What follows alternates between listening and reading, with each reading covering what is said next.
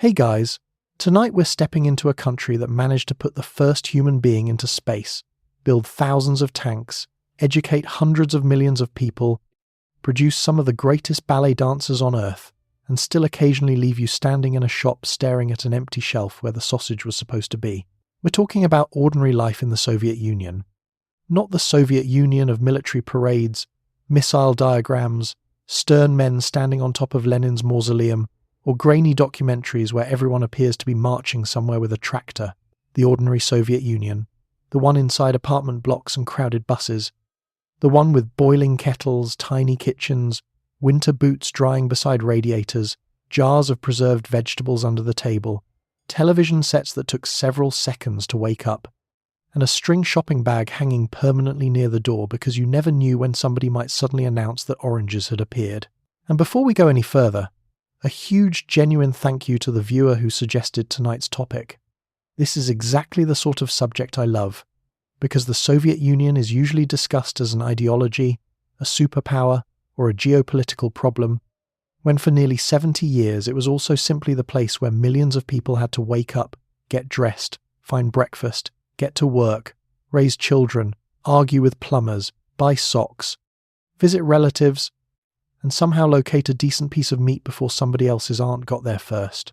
If you're enjoying these long journeys into the inconvenient side of history, please like the video and subscribe, but only if you actually want to, no pressure. It genuinely helps the channel more than you'd think. And drop a comment telling me where you're listening from and what time it is for you. Somewhere out there, someone is currently learning about Soviet municipal heating at 2:17 in the morning, and I find that wonderfully reassuring. The channel is also on Spotify now, so if you'd rather listen there with the screen off while you slowly lose consciousness during a discussion about communal plumbing, the link is waiting for you in the description. Now dim the lights, put a fan on if you've got one, pull the blanket up, turn the pillow over to the cold side, get properly comfortable, because tonight you are going to discover a society in which rent could be astonishingly cheap, education was free, public transport could take you almost anywhere in the city, and purchasing a refrigerator could occasionally feel like completing a diplomatic mission.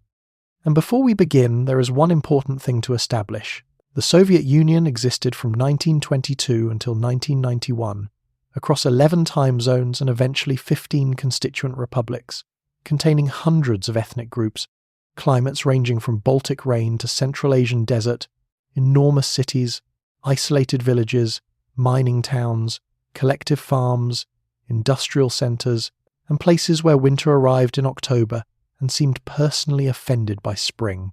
There was no single Soviet daily life. Living in Moscow in 1978 was not the same as living in rural Kazakhstan. Living through the 1930s was not the same as living through the relatively stable 1970s. The shortages of the final years were not identical to those of earlier decades, and the privileges available to officials, specialists, military personnel, and people living in particularly well-supplied cities could be very different from those available to everyone else.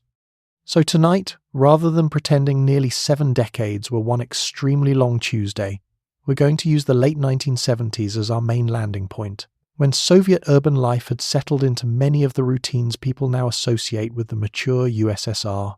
We'll move backward and forward when we need to, and we'll occasionally leave the cities altogether, because history tends to become suspicious when everything is conveniently happening in Moscow. But first, a few questions. What happens when you wake up in a state-built apartment that you technically don't own, but may occupy for decades? Why is the kitchen so small? Why is your neighbour standing outside a shop with 30 other people, when nobody seems entirely certain what the shop has received? Why does everyone carry a little expandable string bag? Can you simply walk into a store and buy a washing machine? How long might you wait for an apartment? Or a car? What exactly is blat? And why does knowing someone's cousin suddenly improve your chances of acquiring smoked sausage? What happens if the hot water disappears? Is healthcare genuinely free? Can you choose your job? Can you leave the country? Does everyone actually believe what appears in Pravda? What are people saying when the apartment door closes, the kettle goes on, and the conversation moves into the kitchen? And perhaps most importantly, if you have somehow woken up inside the Soviet Union with nothing but modern expectations and absolutely no useful contacts, how long before you accidentally spend an entire afternoon standing in the wrong queue? Congratulations. You've just woken up in the Soviet Union. The year is 1978. Leonid Brezhnev is still in charge. The Cold War is very cold indeed. Soviet spacecraft are orbiting above you. Somewhere nearby, a factory director is explaining why this month's production target has technically been exceeded, provided nobody examines what was actually produced. Your rent is low, your apartment is warm, your job is waiting, and someone has just whispered that a shop 3 streets away might have bananas. Get dressed. We have to go immediately. 1. You wake up inside a concrete apartment built for millions. Let's begin with the ceiling because it is closer than you remember. You open your eyes beneath a heavy blanket and spend a few seconds staring upward while the apartment slowly returns around you. The room is warm, dim, and not especially large. There is a wardrobe against one wall, a narrow bed or folding sofa against another, perhaps a small table beneath the window, and very little space that has not already been assigned a purpose. If this is a Khrushchev-era apartment, one of the famous Khrushchevki, built in enormous numbers from the late 1950s onward, efficiency has clearly won a decisive victory over spaciousness. The ceiling is low, the hallway is narrow, the kitchen is tiny. Every square metre has been asked to justify its existence. And yet, if your parents remember the years before this apartment, they may regard the place with genuine affection. Because the important thing is not that your apartment is small, the important thing is that it is yours. Not yours in the modern real estate sense. You have not taken out a mortgage, signed 37 forms at a bank, or spent Sunday afternoons discussing property values with a man named Trevor. Most urban housing is state-owned or connected to enterprises and cooperatives, and your right is primarily to occupy the apartment rather than treat it as a private investment. But your family has its own front door, its own rooms, its own kitchen, and usually its own bathroom. For millions of Soviet families, that represents an enormous improvement. Your grandparents may have lived in barracks, overcrowded houses, dormitories, basements, or communal apartments where several unrelated families shared one kitchen and one toilet, and developed remarkably detailed opinions about one another's cooking habits. After the Second World War, Soviet cities faced a catastrophic housing shortage. Rapid industrialization had already pulled millions into urban areas. The war had destroyed huge amounts of housing, and families were compressed into whatever space could be found. Then came the great building campaigns. Under Nikita Khrushchev, construction shifted towards standardized apartment blocks assembled quickly from prefabricated components. Decorative architecture was dismissed as wasteful. The goal was no longer to create a building that would make future architecture students sigh thoughtfully. The goal was to put enormous numbers of people behind their own doors as quickly and cheaply as possible. And it worked. Not beautifully, but very, very extensively. Across the Soviet Union, new districts appeared at astonishing speed. Concrete panels arrived. Cranes moved them into position. One nearly identical building followed another, until entire neighbourhoods seemed to have been produced by somebody pressing copy and paste several decades before either command existed. Inside your apartment, the consequences are everywhere. The bedroom may double as a sitting room. The dining table may fold away. A sofa may become a bed each night. Cupboards climb upward because horizontal space surrendered years ago. Suitcases are pushed beneath furniture. Winter clothes are stored wherever winter clothes can be persuaded to fit. The balcony, if you have one, gradually becomes an unofficial warehouse containing jars, tools, boxes, skis, old newspapers, and at least one object nobody has used since 1969, but which cannot possibly be thrown away because it may become useful. Nothing is wasted because replacing things is not always easy, and the walls are thin, very thin. You hear pipes knocking. You hear a radio from above. Somewhere to your left, a child is being encouraged to get dressed with increasing ideological determination. Somewhere to your right, somebody has already begun moving furniture for reasons known only to them and possibly the Ministry of Interior Decoration. Privacy exists, but acoustically it remains theoretical. Still, close the bedroom door and look around. You have electric light, central heating, running water, a gas or electric cooker, perhaps a refrigerator, perhaps a television. Your children are not sleeping in the same room as another family. Nobody is waiting outside your bedroom to use a shared stove. The apartment is cramped because the Soviet state tried to solve a gigantic housing crisis with concrete, standardization, and breathtaking quantities of repetition. The result is not luxurious. It is something far more important to the people receiving the keys. It is private. You stretch, put your feet onto the floor, and listen to your neighbor coughing through the wall. Home sweet home. 2. The radiator is hot because the state has decided winter exists. Now let's talk about warmth, because outside the window it is February. The glass has gone pale with frost around the edges, the courtyard below is buried beneath packed snow, and every parked car looks as though it has reconsidered several important life choices during the night. A woman in a heavy coat crosses between the apartment blocks carrying a shopping bag close to her side. Somewhere below, a man is attacking a frozen windscreen with a scraper that appears to have been inherited from a previous geological age. The temperature is well below freezing, but inside your apartment you are warm enough to sit at the breakfast table without wearing gloves. That is not a small achievement. For much of the urban Soviet population, especially by the 1970s, heating is provided through centralized district systems. Instead of every apartment maintaining its own furnace, large heating plants or boiler houses send hot water through networks of pipes into residential buildings, offices, schools, factories, and public institutions. The radiators beneath your windows are part of something much larger than your apartment. Somewhere beyond the courtyard, a municipal system has decided that winter has begun, and several thousand households are now participating whether they personally requested it or not. You do not usually control the temperature with anything resembling a modern thermostat. The radiator is hot because the radiator is hot. If the apartment becomes too warm, which can happen, the traditional temperature control system is remarkably advanced. You open the window. Outside, the Soviet winter is attempting to freeze exposed skin. Inside, the heating system is producing tropical optimism. Between them sits your slightly open window, performing delicate negotiations. This creates one of those domestic scenes that makes perfect sense once you have lived with it long enough. The radiator beneath the sill is almost too hot to touch. A narrow gap in the window lets in a stream of icy air. Someone complains about the draft. Someone else complains that the room is stuffy. Both people are correct, and neither has any meaningful influence over the boiler house. Still, compare this with what many families experienced only a generation earlier. Your parents or grandparents may remember heating rooms with individual stoves, carrying coal or firewood, waking to frozen interiors, or living in overcrowded housing where warmth depended on fuel availability and somebody remembering to keep the fire alive. Central heating removes a tremendous amount of daily labour. You do not wake before dawn to light a stove simply to make the bedroom survivable.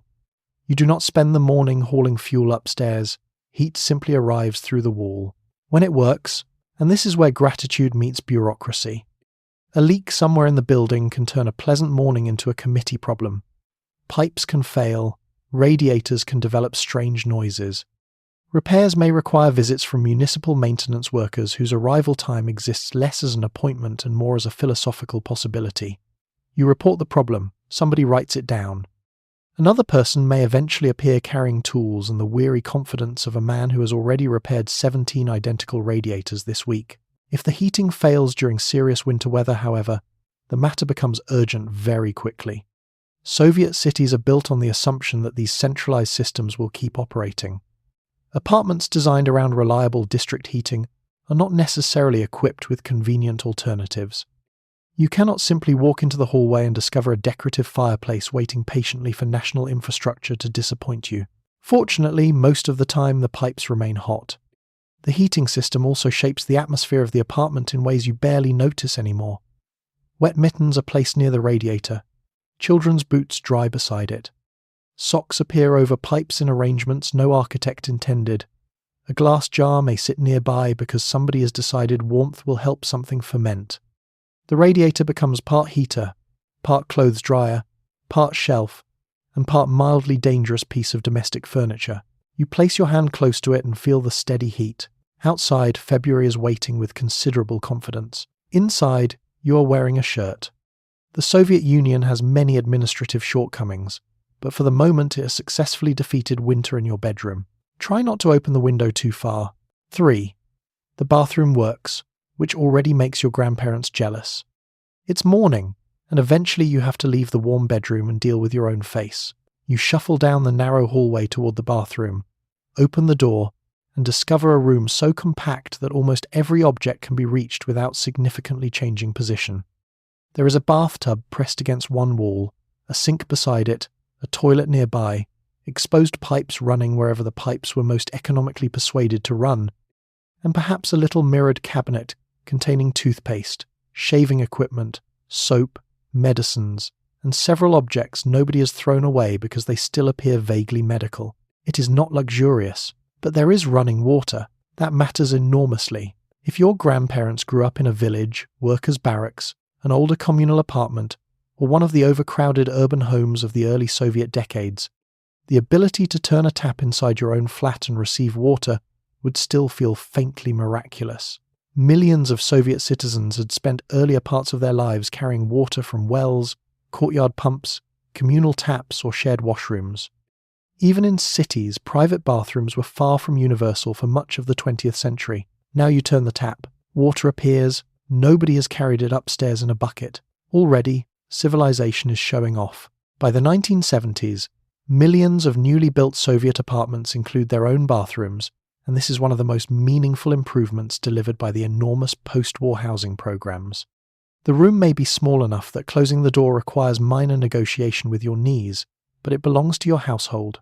You do not have to cross a corridor carrying soap while 3 neighbouring families quietly monitor your schedule. Usually, you also have hot water. Usually is doing considerable work here. Hot water in many Soviet cities is supplied through centralised systems, just like heating, and that means the comforting warmth pouring from your tap depends on machinery and pipes located somewhere far beyond your bathroom wall. When everything functions, this is wonderfully convenient. When maintenance season arrives, the hot water may disappear for days or even weeks while sections of the system are inspected and repaired. This is not treated as the end of civilization. It is treated as summer. Suddenly, every large saucepan in the apartment receives a promotion. Water is heated on the stove. Kettles are boiled repeatedly. A basin is filled. Someone carries steaming pots through the apartment with the concentration normally associated with transporting unstable chemicals. You wash yourself using a combination of planning, patience, and the firm belief that dropping the saucepan would create paperwork. Children are washed first. Adults improvise afterward. Nobody enjoys this, but everyone knows how to do it. Even when the hot water is working, your morning routine is probably less elaborate than the modern collection of shampoos, conditioners, facial cleansers, moisturizers, serums, exfoliating acids, and mysterious bottles promising to reverse the passage of time. Soviet bathrooms tend toward practicality. Soap, toothpaste, a toothbrush, shampoo if available, razors, towels that are expected to survive for years rather than coordinate aesthetically with the walls. Toilet paper deserves its own small diplomatic mention. It exists, but supply can be inconsistent, particularly outside better supplied cities and during shortage periods. When a shipment appears, people may buy several rolls because experience has taught them that the correct quantity of a scarce household item is not what you need today. It is what you can successfully carry home. The bathtub itself often becomes more than a bathtub. Clothes may be soaked in it, laundry may be rinsed there. Buckets may stand inside it. During periods without hot water, it becomes part washing station, part reservoir, part reminder that modern plumbing is only impressive while the pipes agree. You finish washing, wipe condensation from the mirror, and listen to water moving somewhere inside the wall. Your grandparents might have walked outside through snow to reach a pump. You have complained because the water took 15 seconds to become warm. History has already made you soft, and it is not even breakfast yet. 4. Getting dressed means wearing the same good coat for years. Let's talk about clothes, because you cannot remain under the blanket forever. You open the wardrobe and discover that it contains considerably fewer options than a modern bedroom has trained you to expect. There are shirts, trousers, sweaters, perhaps a good suit or dress for formal occasions, several pieces of practical everyday clothing, and the winter coat that has already survived enough Soviet Februaries to qualify for a service medal. You do not look inside and wonder which of 12 nearly identical jackets expresses your personality today. You look inside and wonder whether the good coat is dry. Clothing in the Soviet Union is produced on an enormous scale, but producing millions of garments according to national plans is not the same thing as producing exactly the sizes, colours, cuts, fabrics, and fashionable styles people happen to want at the moment they want them. Basic clothing is available, but choice can be limited, quality inconsistent, and desirable items difficult to find. A shop might have plenty of shoes, provided you wear one particular size and have always dreamed of brown. So you learn to take care of things. A coat is brushed, dried, repaired, and worn for years. Shoes go to a cobbler when the soles wear thin. Buttons are collected rather than discarded. Socks are darned, tiers are stitched. A good zipper is treated with respect. If a garment still performs its basic constitutional duty of covering the body, there is no compelling reason to declare its career over, because fashion has moved slightly to the left. This makes sewing an enormously useful household skill. Many women know how to alter clothing, repair seams, shorten skirts, replace collars, and occasionally transform an uninspiring factory-made garment into something that looks considerably better than the state originally intended. Sewing machines sit in apartments across the country. Patterns circulate. Fashion magazines are examined carefully. A woman who knows how to make a dress fit properly possesses a form of influence that cannot be measured in rubles. Children's clothing operates according to an even stricter economic system. Nothing belongs permanently to a child because the child commits the financially irresponsible act of growing. A winter coat begins with an older brother, passes to a younger brother, crosses the family through a cousin, and eventually reaches a neighbour's child with enough repairs to resemble a historical document. School clothes are expected to endure. Boots are bought with growth in mind. Sleeves may begin slightly too long because everyone understands where this relationship is heading. And then there is fashion. Soviet citizens are not remotely indifferent to looking good. Women follow hairstyles, dresses, coats, shoes, cosmetics, and fabrics with considerable interest. Men notice suits, jackets, watches, and footwear. Young people are especially alert to trends coming from abroad. Clothing from Czechoslovakia, East Germany, Yugoslavia, Finland, or further west can attract immediate attention, because imported goods often carry the thrilling possibility of being different. If someone acquires a genuinely stylish pair of boots or a Western jacket, people notice. They may ask where it came from before saying hello.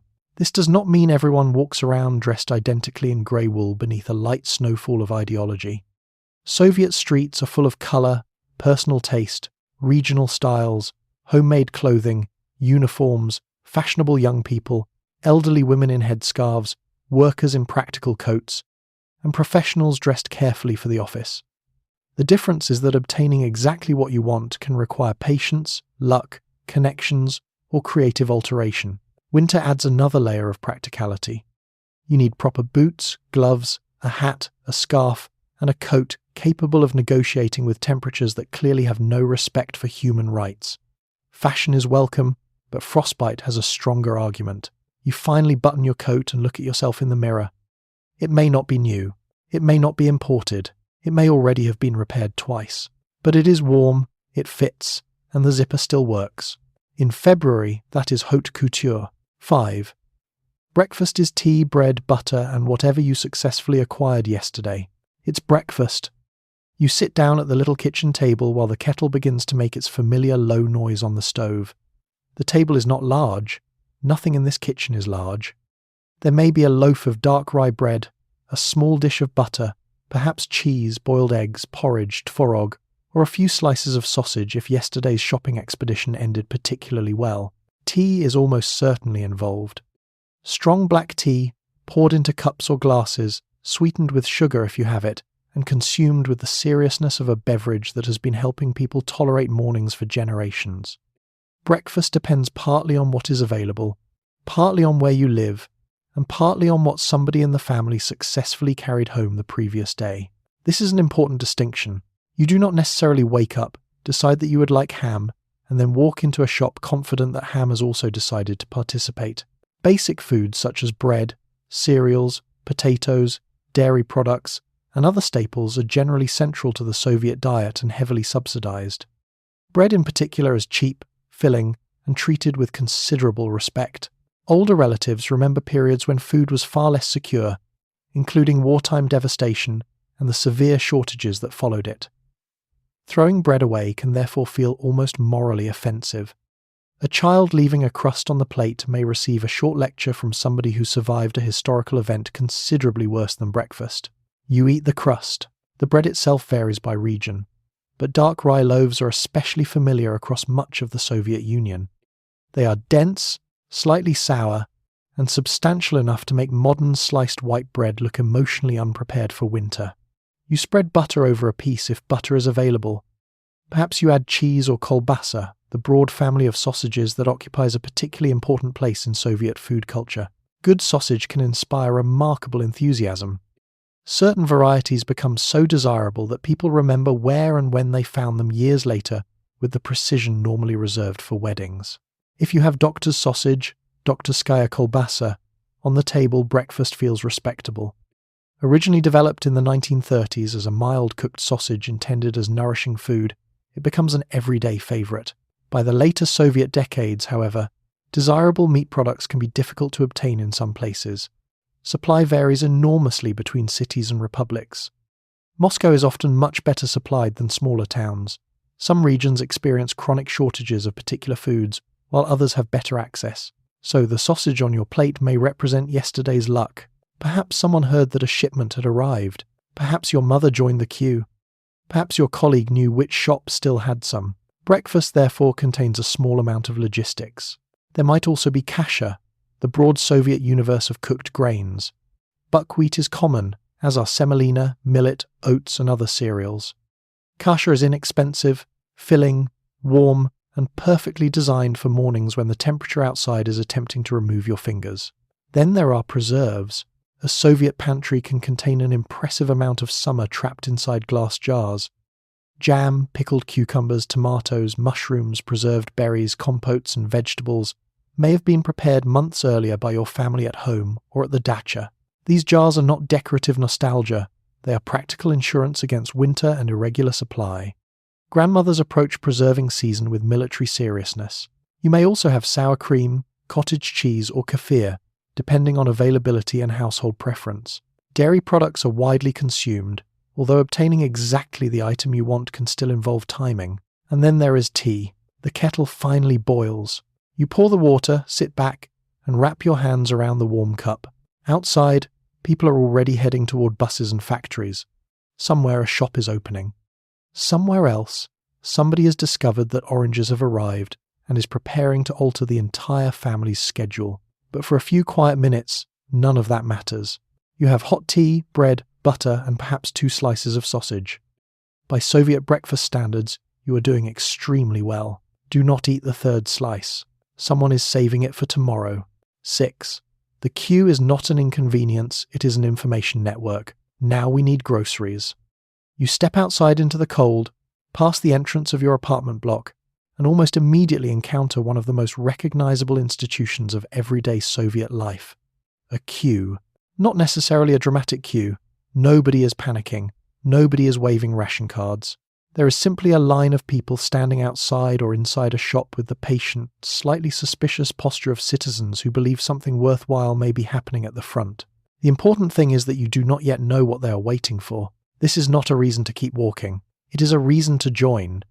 You approach the end of the line and ask the traditional question, who is last?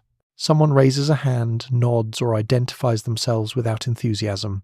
You are now after them. Only then do you begin investigating what you have actually joined. Perhaps the shop has received sausage. Perhaps there is butter. Perhaps oranges have appeared.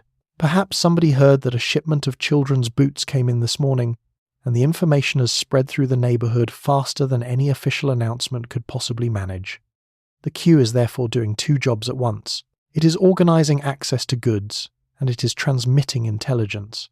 In a retail system where supply can be irregular, knowledge becomes valuable. You learn which shops receive deliveries on particular days. You learn what time the bread arrives.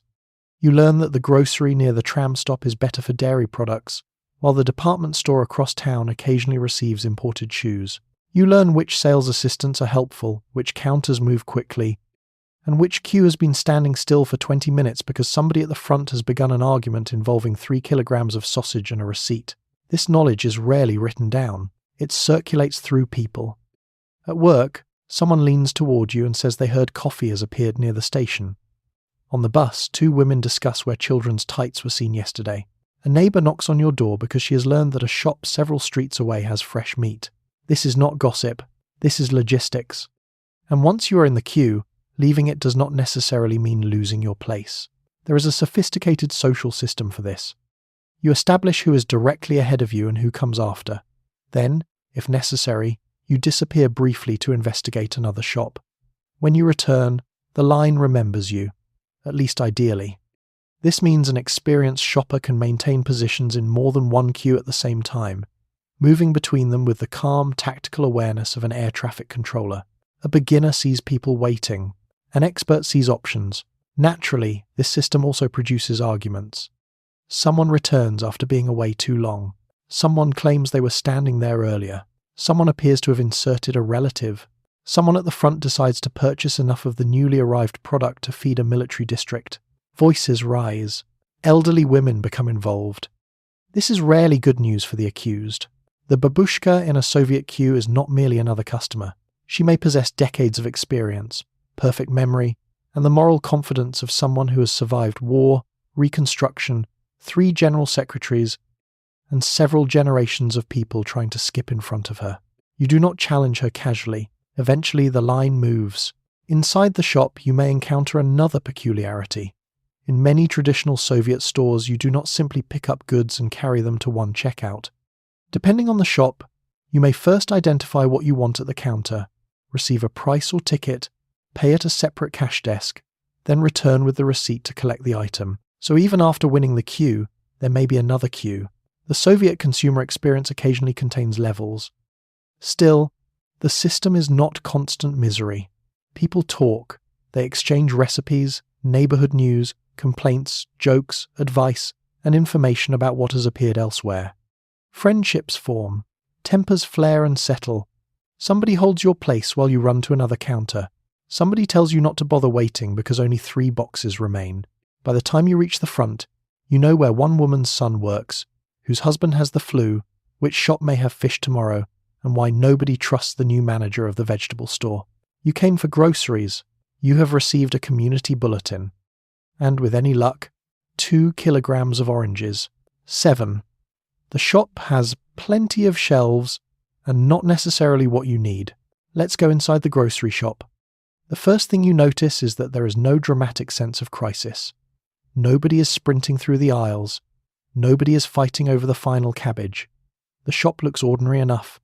There are counters, glass cases, scales, price signs, shelves, jars, tins, bottles, and several women in white coats working behind them, with the expression of people who have already answered the same question 70 times this morning. The strange part comes when you actually want something specific. There may be plenty of bread, salt, cereals, canned goods, mineral water, and jars of vegetables. There may be entire sections devoted to products that nobody appears particularly excited about buying. What there may not be is the particular sausage your family likes, the better cheese, fresh meat, coffee, oranges, or the brand of biscuits your child has been requesting for 3 weeks. This is where Soviet shopping becomes less about purchasing and more about availability. You do not enter with a rigid meal plan. You enter prepared to negotiate with reality. Perhaps you intended to cook beef tonight, but there is no beef. There is frozen fish. Fine. Tonight is fish. Perhaps you wanted butter, but the butter is gone. There is margarine. The menu has adjusted itself again. Perhaps there are chickens, but they are small, bluish, and lean enough to suggest they spent their final weeks preparing for a long-distance running event. You take one anyway. People sometimes joke about these birds because joking is cheaper than improved poultry production. Supply problems in the Soviet Union are not simply a matter of the country producing nothing. The system produces enormous quantities of food and consumer goods. The difficulty is matching production to demand, distributing goods efficiently across a vast territory, and responding quickly when consumers suddenly want more of one thing and less of another. A planned economy is very good at deciding that 10 million units of something should exist. It is less elegant when 9 million people all want the slightly nicer version on Thursday. Geography matters too. Moscow, Leningrad, and certain republic capitals can be significantly better supplied than smaller industrial towns or provincial cities. Special stores and distribution systems may serve officials, military personnel, selected workplaces, or other favoured groups.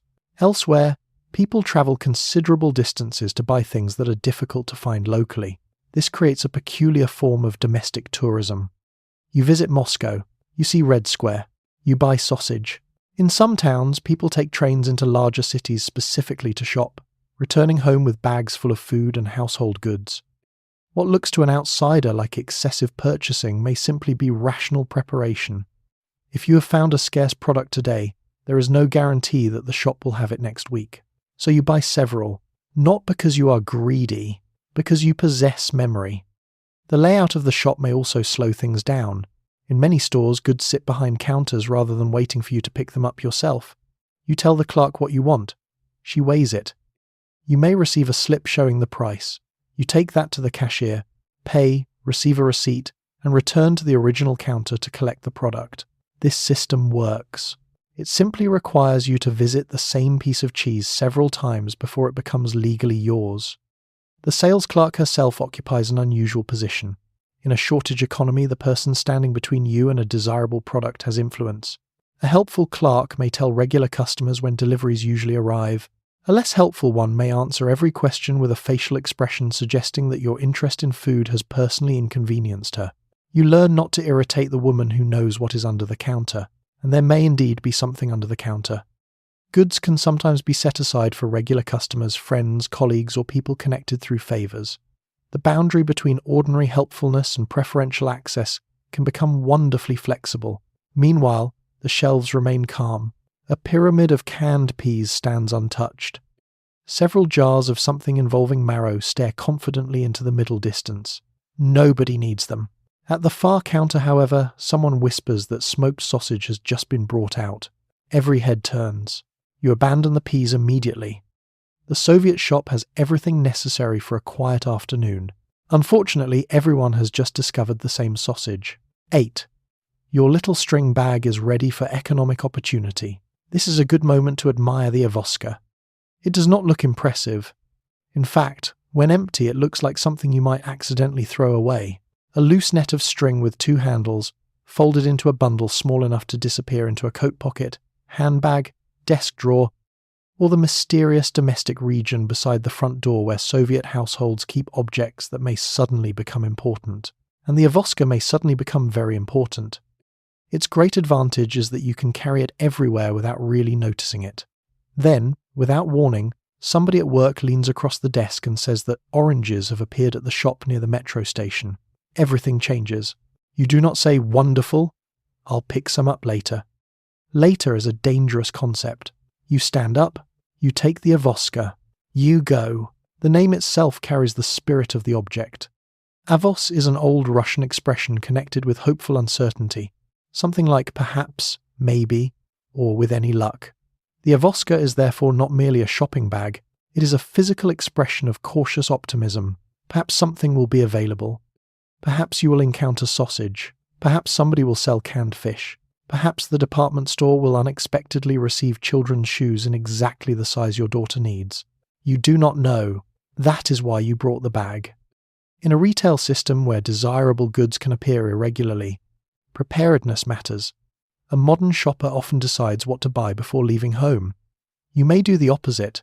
You leave home prepared to discover what is worth buying. This changes the rhythm of daily life. You might be walking back from work when you notice a crowd outside a shop. You do not need anything from that shop. You are not planning to enter that shop. You may not even know what the shop sells. The crowd is enough. A crowd means information. Information may mean goods. Goods mean the avoska has been called into active service. You approach, ask what has arrived, and discover that it is mandarins, or sausage, or jars of imported preserves, or something less exciting but still useful such as laundry soap. Within seconds, your quiet journey home has become a procurement operation. The net bag stretches dramatically as you fill it. This is one of its cleverest features. Empty, it occupies almost no space. Full, it expands around whatever strange combination of objects the Soviet economy has decided to provide today. A loaf of bread goes in, then potatoes, then 2 bottles, then a cabbage. The avoska continues opening like a small domestic miracle. There is also something refreshingly honest about it. Nothing is hidden. Everyone can see exactly what you have acquired. You board the tram carrying 6 oranges. a loaf of rye bread, and something wrapped in paper, and everyone immediately understands that your afternoon has gone well. Someone may even ask where you found the oranges. You tell them, this is how information moves. The bag itself becomes part of the wider system of informal consumer intelligence. People notice what other people are carrying. A woman walking down the street with several rolls of wallpaper tells you something. A man boarding the trolley bus with 3 identical boxes tells you something else. Someone carrying a net full of lemons is effectively broadcasting economic news. There is no notification on your phone. There is a stranger with lemons. Pay attention. Plastic shopping bags do exist, especially later in the Soviet period, but attractive imported plastic bags can become valuable objects in their own right. A sturdy Western bag with a colourful logo may be washed, dried, folded carefully, and reused many times because throwing away something useful and visually interesting would be absurd. The avoska, however, remains wonderfully practical. It is washable. It is reusable. It is difficult to tear. It weighs almost nothing. It does not require the state to predict what you intend to purchase, which is fortunate because neither you nor the state currently knows. By late afternoon, you may have carried it through 3 shops and bought absolutely nothing. That happens too. You fold it again, push it back into your pocket, and continue home. There is no disappointment in the object itself. The avoska was never a promise. It was merely readiness. Tomorrow, perhaps there will be coffee. Perhaps there will be cheese. Perhaps there will be absolutely nothing except an unusually large quantity of canned seaweed. You cannot control that, but your little string bag will be there. Hope, conveniently folded into a pocket. 9. Blat is what happens when friendship meets a distribution problem. Sooner or later, you discover that knowing the right person can be almost as useful as having the right amount of money. This is where blat enters your life. The word is difficult to translate neatly because it does not mean quite the same thing as bribery, corruption, friendship, favoritism, or networking. Although at different moments it can resemble all 5. Blat is the informal exchange of favours, access, introductions, information, and useful connections that helps ordinary people get things done when official systems move too slowly or simply do not provide what they need. You have a cousin who works at a warehouse. Your neighbour knows someone at the butcher's counter. A colleague's husband repairs televisions. Your sister-in-law knows a woman at a furniture shop who may be able to tell you when wardrobes arrive. None of this is necessarily illegal. Much of it is simply practical social life stretched around the edges of a system where certain goods and services are difficult to obtain. The important thing is reciprocity. You do not simply call somebody and demand a refrigerator. That would be rude. You help people when you can, and they remember it. Perhaps you once arranged theatre tickets through somebody at work. Months later, the person who received them hears that you are trying to find a better winter coat for your daughter. She knows a sales clerk. The sales clerk knows when a new shipment is expected. Nobody has exchanged money under a table. Nobody has produced an official document. And suddenly you know where to be on Thursday morning. This can become remarkably elaborate. Imagine that your apartment needs plumbing work.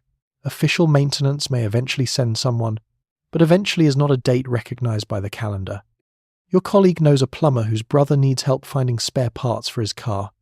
Your brother-in-law works near a garage and can ask around. A week later, the plumber arrives at your apartment carrying tools.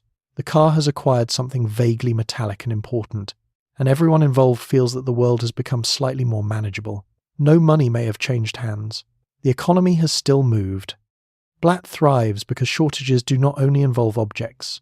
They can involve services, appointments, better medical consultations, holiday accommodations, school placements, repairs, transport, construction materials, and access to people who know how to solve inconvenient problems.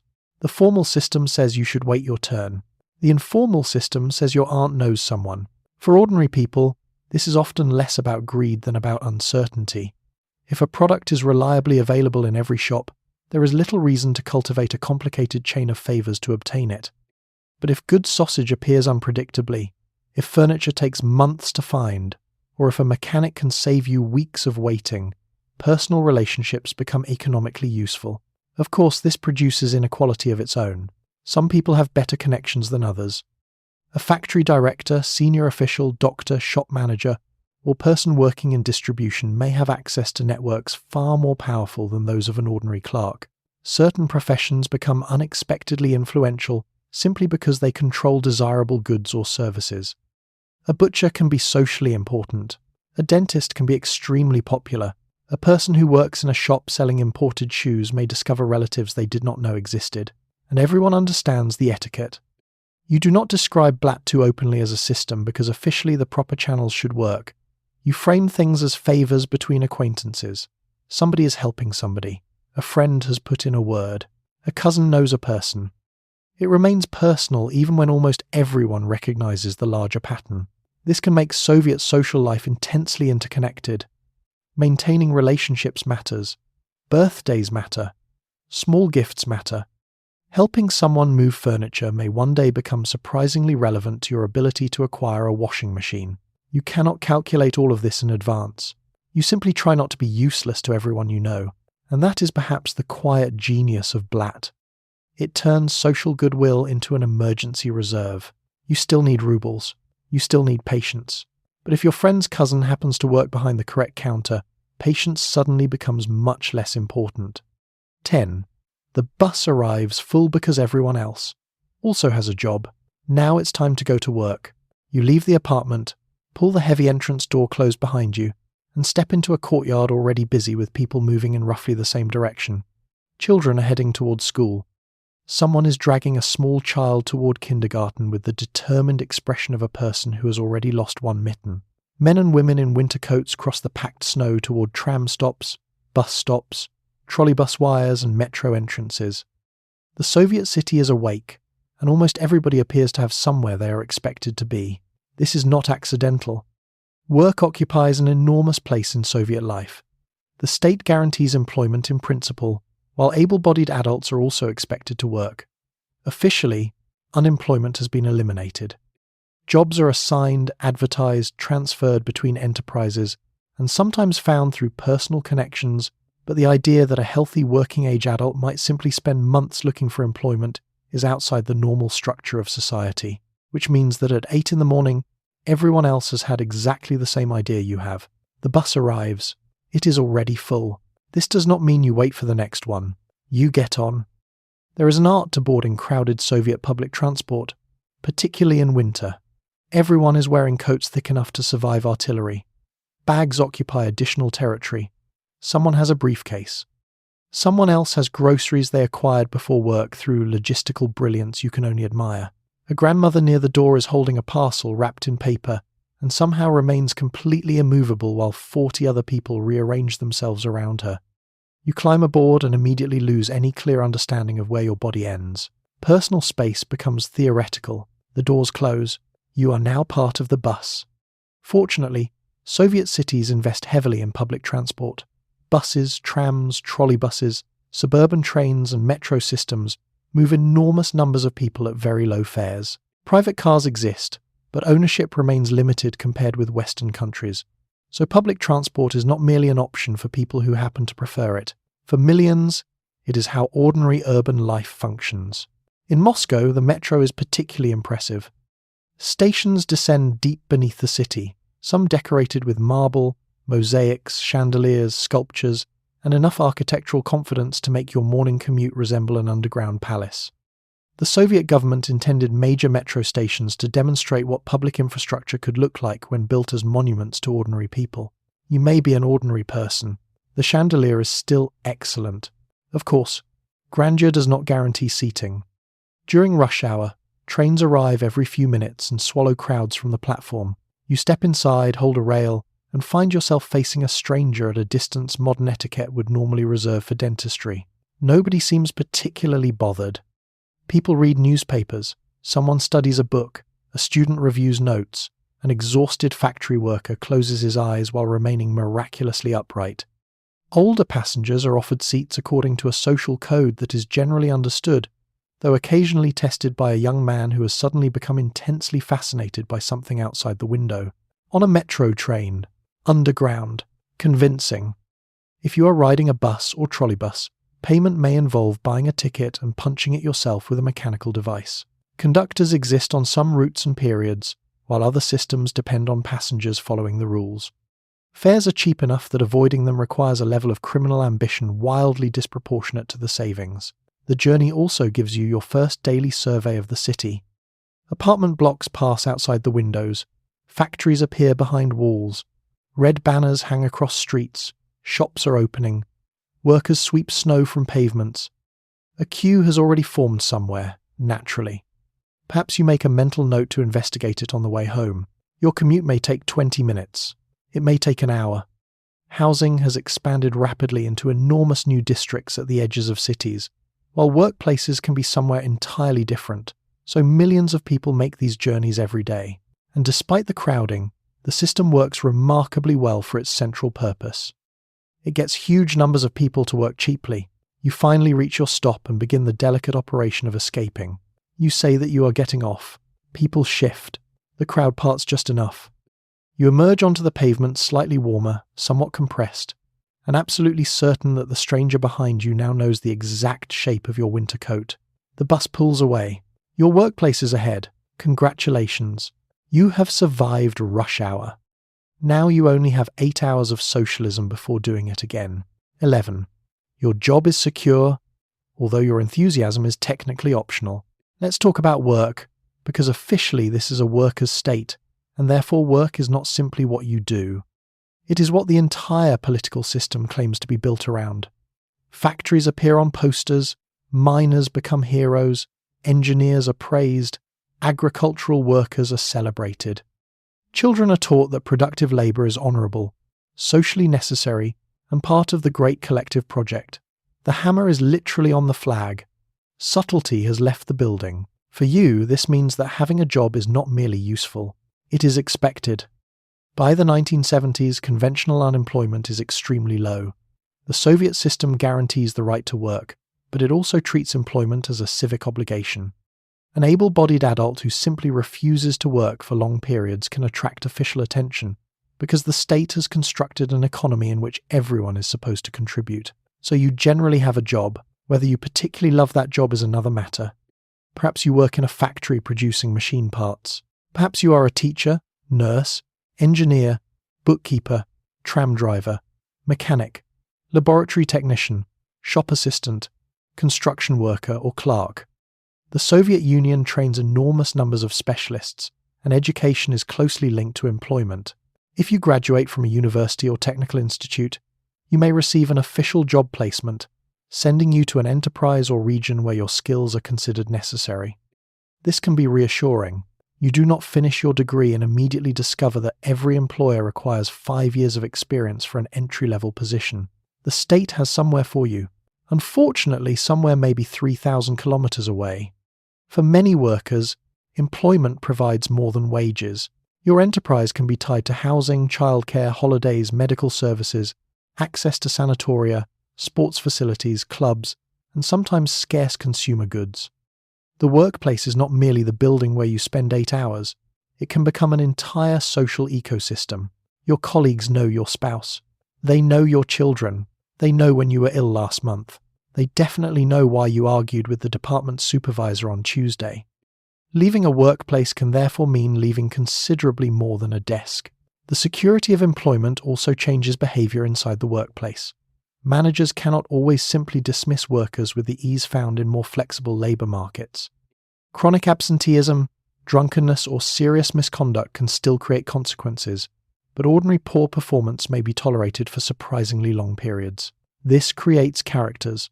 Every workplace has the brilliant engineer who can repair anything. The woman in accounts who remembers every regulation issued since 1958. The older worker who has been there so long that nobody knows whether he was hired by the current ministry or simply arrived during Reconstruction and stayed. And then there is the man whose exact function remains mysterious. He walks through corridors carrying a folder. He attends meetings. He drinks tea. He occasionally looks concerned near machinery. Nobody can explain what he produces, but removing him would require discovering which department technically employs him, and civilization has limits. That does not mean Soviet workers are lazy. Many take enormous pride in their professions, teams, factories, schools, hospitals, and technical achievements. Skilled labour carries real prestige. Engineers and scientists are socially respected. Factory workers can develop extraordinary expertise. Entire communities identify strongly with the enterprise that employs them, but the incentive structure is unusual. If your wages do not increase dramatically when productivity rises, and if the enterprise is expected to maintain employment, then working significantly harder does not always produce an obvious personal reward. This helps generate one of the famous cynical sayings associated with late Soviet working life. The state pretends to pay, and the worker pretends to work. It is funny because it exaggerates. It is also funny because everybody understands what it means. You still show up. You still perform your duties. You still care about doing certain things properly, especially when your colleagues depend on you. But there may be long tea breaks. There may be unofficial errands during working hours. There may be a little borrowing of materials from the workplace for household repairs, an activity described with language considerably kinder than theft because those screws were clearly underutilized. And through all of this, your job remains remarkably secure. You may complain about it every evening. You may mock your boss. You may spend 15 years explaining that the entire department is badly organized. But tomorrow morning, the bus will carry you back there. Your desk will still be waiting. So will the mysterious man with the folder. 12. The 5-year plan has arrived in your 8-hour shift. Now you are at work. You hang your coat, exchange a few words with the people around you, and discover that somewhere above your head, perhaps several offices above it, somebody has already decided how much your workplace is supposed to produce this month. If you work in a factory, this may mean machine parts, shoes, refrigerators, steel, textiles, chemicals, or several thousand identical objects whose purpose you have stopped questioning. If you work in an office or service, the measurements may be less physical, but the principle remains the same. Soviet economic life is built around plans, targets, norms, allocations, and the confident belief that enough calculation can persuade reality to behave itself. The famous 5-year plans operate at the national level, setting broad priorities for industry, agriculture, construction, energy, transport, and other sectors. But those enormous goals eventually travel downward through ministries, regional authorities, trusts, enterprises, departments, workshops, and supervisors until part of the national economic strategy arrives at your workstation and becomes your problem before lunch. Your factory receives a target. The department receives a target. Your brigade receives a target. Eventually somebody looks at you. Congratulations. You are now personally involved in macroeconomics. In theory, the logic is straightforward. Economists and planners estimate what the country will need. Resources are allocated. Enterprises receive production goals. Managers organize workers and materials. Output is recorded. The next plan builds upon the last one. There is no chaotic competition between hundreds of private firms all trying to guess what consumers will buy. The system is supposed to replace that uncertainty with rational coordination. Unfortunately, rational coordination requires an astonishing amount of accurate information, and information has a long journey to make. Imagine your factory is told to produce a certain number of tons of metal fixtures. Management now has a strong reason to make sure the final weight reaches the required figure. Producing heavier fixtures may therefore make the statistics look excellent, even if customers would actually prefer smaller ones. If the target is measured by number of units instead, the incentives reverse. Now you want many units, possibly very small ones. The plan has been fulfilled. The customer is staring at a warehouse full of objects that are technically correct. Soviet economic jokes thrive on precisely this problem because workers and managers understand it intimately. A target that measures the wrong thing can encourage people to become extremely efficient at producing the wrong result. And then there is supply. Your workshop may need a particular component, but the factory producing that component has its own plan. Their shipment is late. Your manager begins making telephone calls. Someone knows someone at another enterprise. Materials are borrowed, exchanged, redirected, or acquired through unofficial negotiations between managers who have learned that the formal plan sometimes needs a little help surviving contact with Tuesday. For much of the month, activity can feel relatively calm. Then the deadline approaches. Suddenly everyone remembers the target. This creates the famous rush at the end of the reporting period, when enterprises push desperately to fulfill monthly or quarterly quotas before the figures are submitted. Machines run longer. Supervisors become animated. Workers are encouraged to complete what remains. The last few days may involve a burst of productivity that raises the fascinating question of what everyone was doing during the first 3 weeks. The answer is complicated. Sometimes they were waiting for materials. Sometimes machinery was being repaired. Sometimes the plan itself changed. Sometimes everyone simply understood that urgency would arrive later and saw no reason to invite it early. There are rewards for successful fulfillment. Brigades can receive bonuses. Workers may be praised publicly. Names appear on honour boards. Banners and certificates celebrate outstanding production. Socialist competition encourages workshops and enterprises to outperform one another without introducing the awkward capitalist complication of actually becoming separate competing companies. And people can genuinely care. A skilled machinist takes pride in precision. An engineer wants the machine to work properly. A construction crew wants the building to stand. Workers form friendships and professional identities around what they produce. The jokes about planning coexist with sincere pride in industrial achievement. That contradiction is important. You can believe your work matters while also believing the reporting system is ridiculous. Human beings are extremely capable of holding both ideas before lunch. By late afternoon, your supervisor announces that today's figures are satisfactory. The department has met its norm. The workshop is on schedule. Somewhere above you, another number moves into another column. You wipe your hands, look at what you have produced, and prepare to go home. The 5-year plan has survived another 8 hours. Tomorrow, it would like several hundred more. 13. The workplace meeting could have been a notice on the wall. Before lunch, there may be a meeting. You know this because someone has appeared at the doorway and announced it with the solemnity normally reserved for structural failure. Work slows. Chairs are found. Papers are gathered. People drift toward a room where a portrait of Lenin may already be observing events with greater patience than anyone currently employed there. You sit down beside the same colleagues you have spent all morning working beside and prepare to hear information that could, in many cases, have been written on a piece of paper and attached to the wall. But this is a society that takes collective participation seriously. So you are going to participate. The subject might be production. Your department has fulfilled 98% of its target, which sounds respectable until someone explains that the missing 2% is apparently standing between the enterprise and socialism itself. Perhaps there has been too much waste. Perhaps somebody has damaged equipment. Perhaps attendance has declined. Perhaps the factory has been congratulated for exceeding one target while simultaneously being criticized for failing another target that nobody remembers discussing until this moment. Numbers appear. People nod. A manager speaks for considerably longer than the numbers require.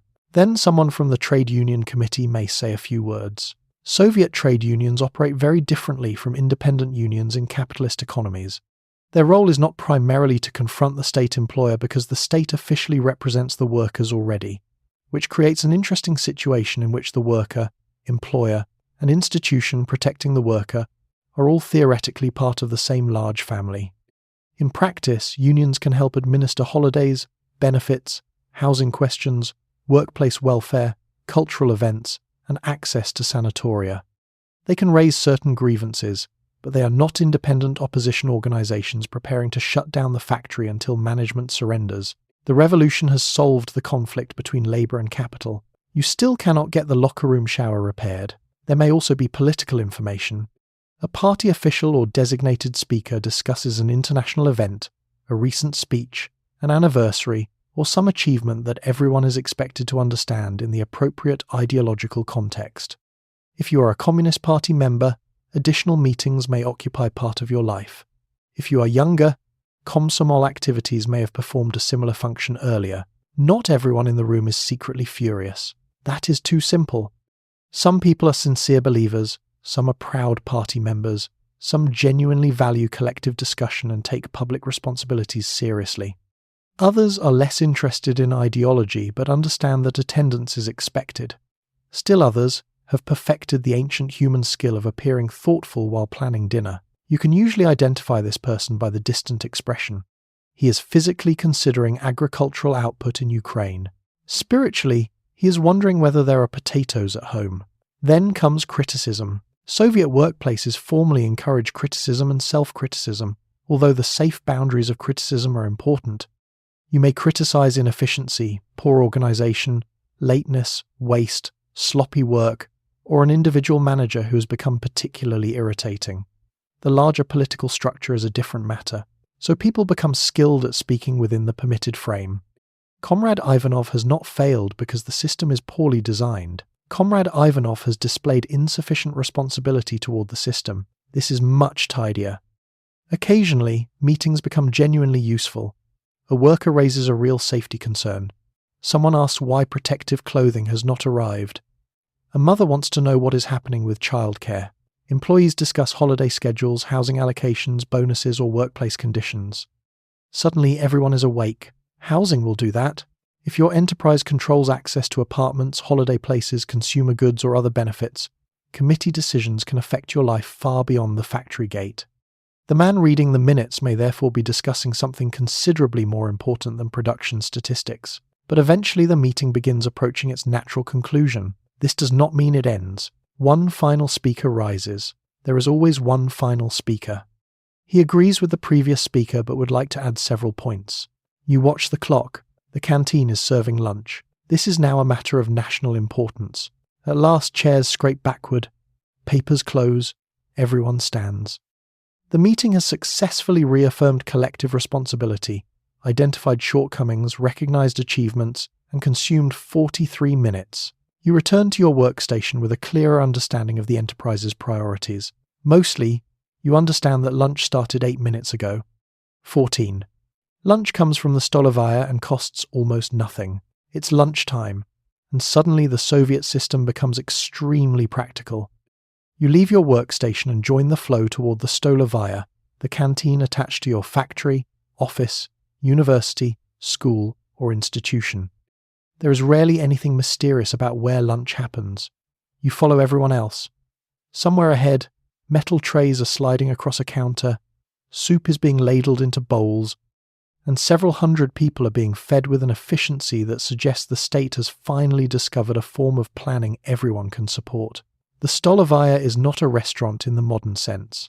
Nobody asks whether you have a reservation. Nobody explains that the beetroot has been locally sourced.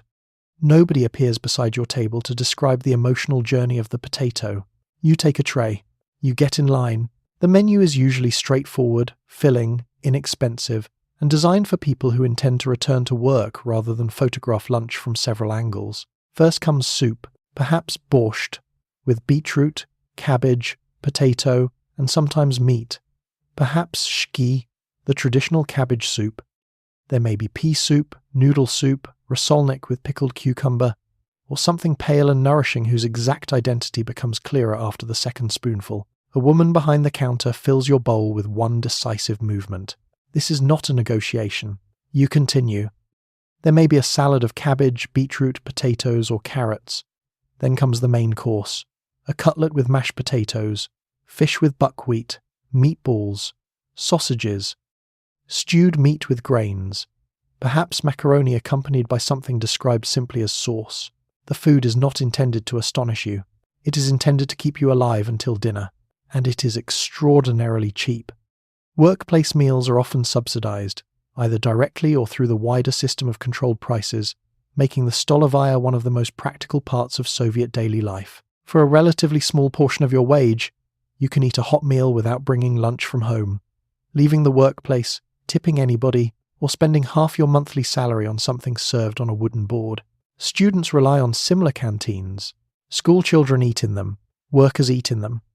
Government employees eat in them.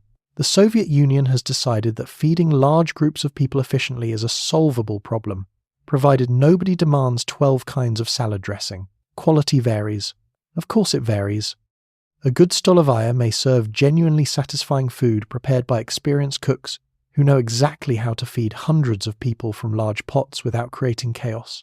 The soup is hot, the bread is fresh, the cutlets are decent, and the compote at the end tastes pleasantly of fruit. A bad Stolovaya can make you reconsider several assumptions about potatoes. You may receive mashed potato with the structural integrity of wallpaper paste. The fish may contain enough bones to become an educational model.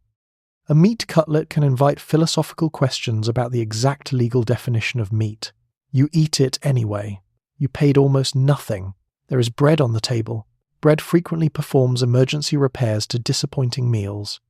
Then there is smetana, sour cream, appearing beside soups and dishes with such regularity that Soviet cuisine occasionally seems to operate on the theory that any problem can be improved by adding a spoonful of it. This theory is often correct. The dining room itself is noisy but functional. Chairs scrape, trays clatter.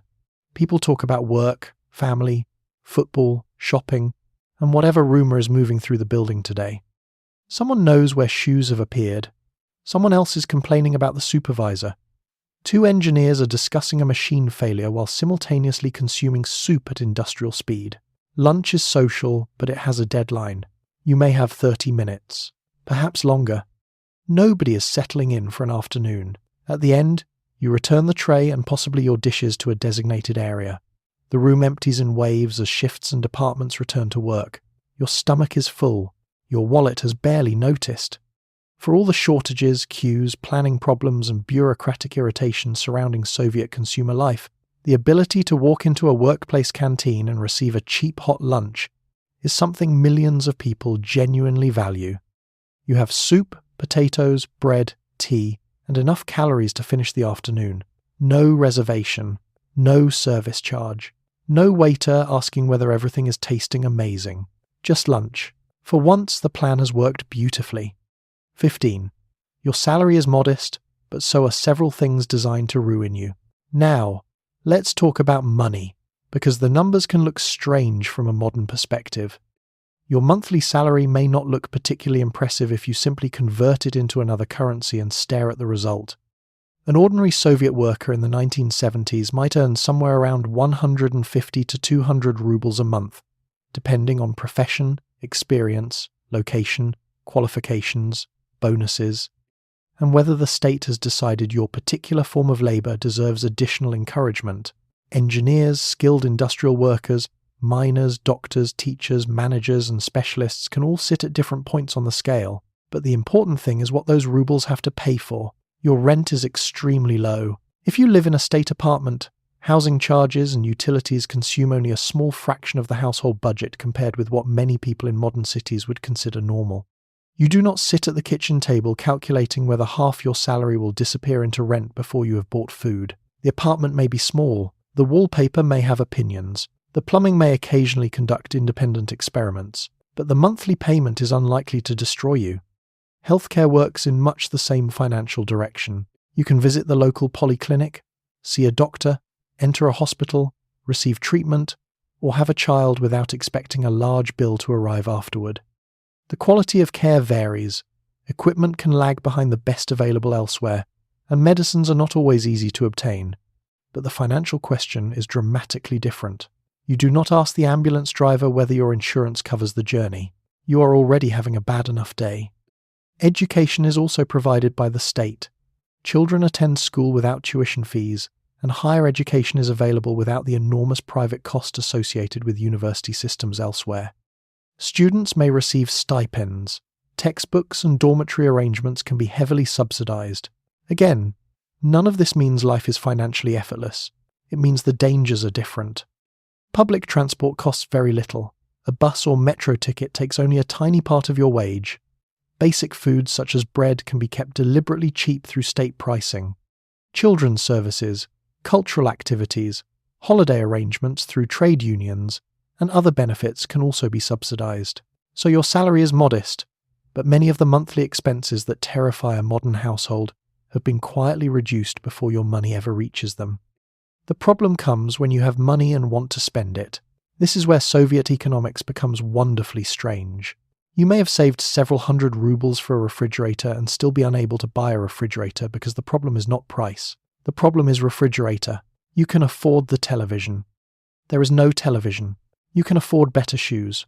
The shop has shoes, not your size. Money, therefore, does not always function as the final answer to a consumer problem. Availability, location, timing, waiting lists, workplace allocations, and personal connections can matter just as much. This creates households with savings, but fewer obvious ways to turn those savings into the things they want. You may keep money in a state savings bank because there simply is not an endless stream of consumer goods demanding immediate attention. You are not receiving 12 promotional emails before breakfast, encouraging you to replace something that still works. Credit plays a much smaller role in ordinary life as well. You are unlikely to carry a wallet full of credit cards. You are unlikely to owe 30 years of income on your apartment. You are unlikely to finance every household purchase through a series of increasingly cheerful monthly payments. If you cannot afford something, you save. If you can afford it, you may then begin the more complicated process of locating it. Of course, inequality still exists. Party officials, senior administrators, military officers, successful specialists, and people with access to special stores or distribution networks may enjoy advantages that ordinary citizens do not. Certain occupations bring better wages, better housing prospects, or privileged access to goods. The Soviet Union does not abolish status. It simply gives status different hiding places. And there is one more advantage you feel every month. Job loss is less frightening. You are expected to work, and employment is usually secure. This means your household budget does not contain quite the same fear that next Friday your salary might disappear because a company has decided to reduce staff. You may dislike your job. You may dislike your supervisor. You may have spent 12 years explaining why your supervisor is incompetent, but the salary generally arrives. So you sit at the table with your modest stack of rubles and discover something oddly reassuring. Your apartment is paid for. The doctor will see you. The children are at school. The tram is cheap. There is food in the kitchen. You are not rich, but several of the things most capable of bankrupting a modern family have simply failed to arrive. Unfortunately, neither has the washing machine. 16. For women, the working day has a secret second shift. If you're a Soviet woman, congratulations on the official equality of the sexes. On paper, this is one of the great achievements of the Soviet project. Women vote, study at universities, become doctors, engineers, teachers, scientists, factory workers, accountants, tram drivers, crane operators, and managers. Your education is not supposed to prepare you merely for marriage. You're expected to participate in the workforce, earn a salary, contribute to society, and stand beside men in the grand collective enterprise of building socialism. Then your shift ends, and you go home to cook dinner. This is where official equality meets the kitchen sink. By the 1970s, the overwhelming majority of working-age Soviet women are employed outside the home. In many professions, especially medicine, education, administration, and scientific work, women form a huge share of the workforce. The state has built nurseries, kindergartens, maternity provisions, school meal programs, and other services partly to make this possible. These are real advances. Your grandmother may have lived in a world where higher education for women was far less accessible and economic independence was extremely limited. You can qualify as an engineer and receive a salary in your own name, but the potatoes have not noticed. You leave work carrying your handbag, perhaps an avoska, and immediately begin thinking about the second half of the day. You need groceries. The children must be collected. Dinner has to be prepared. Laundry exists. The apartment needs cleaning. Somebody has run out of toothpaste. Your son needs something for school tomorrow that he has remembered to mention at 5:40 in the evening. Your husband may help. He may be kind, involved, and perfectly willing to carry bags, repair things, play with the children, or stand in a queue. But statistically and culturally, much of the routine domestic labour still falls on you. This produces what historians and sociologists often describe as the double burden, or second shift. You perform paid labour for the state and unpaid labour for the household, with very little ceremonial pause between them. Shopping makes the burden heavier. Preparing dinner is one thing when every ingredient is waiting conveniently in one shop. It is another when buying dinner requires visiting several stores, joining queues, checking what has arrived, and adjusting the meal according to whatever the economy has decided to provide. You may leave work hoping to cook chicken. There is no chicken. There are beets. Your family is now participating in beet policy. Laundry is another operation. If you own a washing machine, excellent. If you do not, or if the machine is small and primitive by modern standards, washing clothes can involve soaking, scrubbing, rinsing, boiling certain items, hanging everything to dry, and discovering that the apartment has temporarily become an exhibition devoted to wet socks. Then there is cooking. Convenience food exists, but the Soviet household still depends heavily on food prepared at home. Soups simmer, potatoes are peeled, cutlets are fried, vegetables are chopped. Jars from the dacha are opened. Tomorrow's meal may already require preparation tonight. And because housing is compact, All of this happens within a domestic space where everyone is very aware of everyone else's activity. You are cooking in 6 square meters. A child is doing homework at the table. Someone wants tea. Your husband is attempting to repair a radio 3 feet away. The Soviet Union has successfully placed a woman in space. You would currently like someone else to wash the saucepan. There is an irony here that Soviet women themselves notice. Official propaganda celebrates female workers as equal participants in production, sometimes showing strong, confident women operating machinery or studying technical diagrams. But cultural expectations around motherhood and housekeeping remain stubbornly traditional. You are expected to be productive at work and competent at home, preferably without appearing exhausted by either. And somehow millions of women manage it. Not because the arrangement is easy, but because daily life develops around routines. Family cooperation, grandparents, neighbours, childcare institutions, friendships, and the remarkable ability to perform 3 tasks while discussing a 4th. By evening, you have worked a full shift, found groceries, fed the family, checked homework, washed dishes, and prepared something for tomorrow. Officially, men and women are equal. Unofficially, you would like equality to peel the potatoes. 17. Your child's day is scheduled almost as carefully as the economy. Meanwhile, your children have their own institutions to navigate.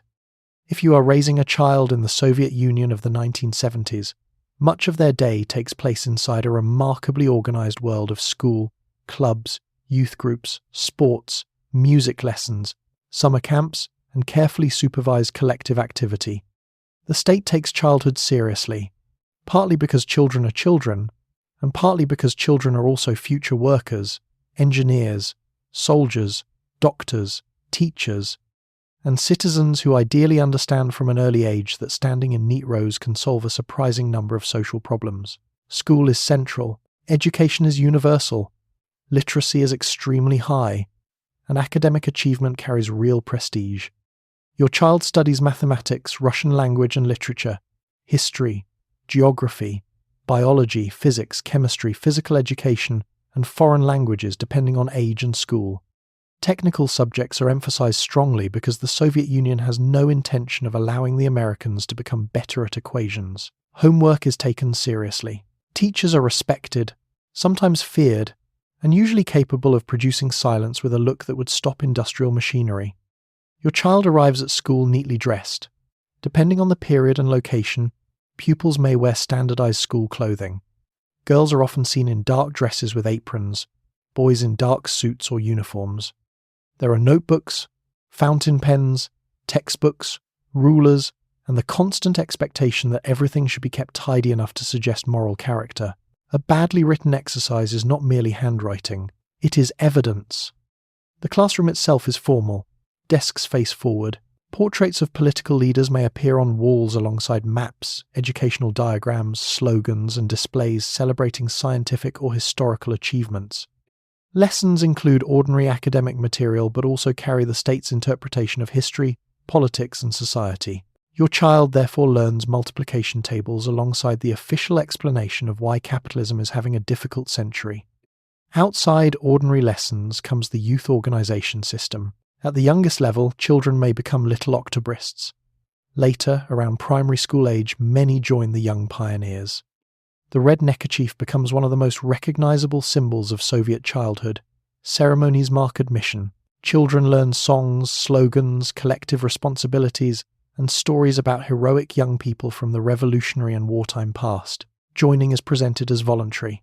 In practice, not joining when nearly everyone else does can make you rather noticeable. Children collect scrap paper and metal, participate in school events, help with community activities, attend meetings, and compete between classes. There are campaigns for cleanliness, academic performance, sports, and useful social work. Some activities are ideological.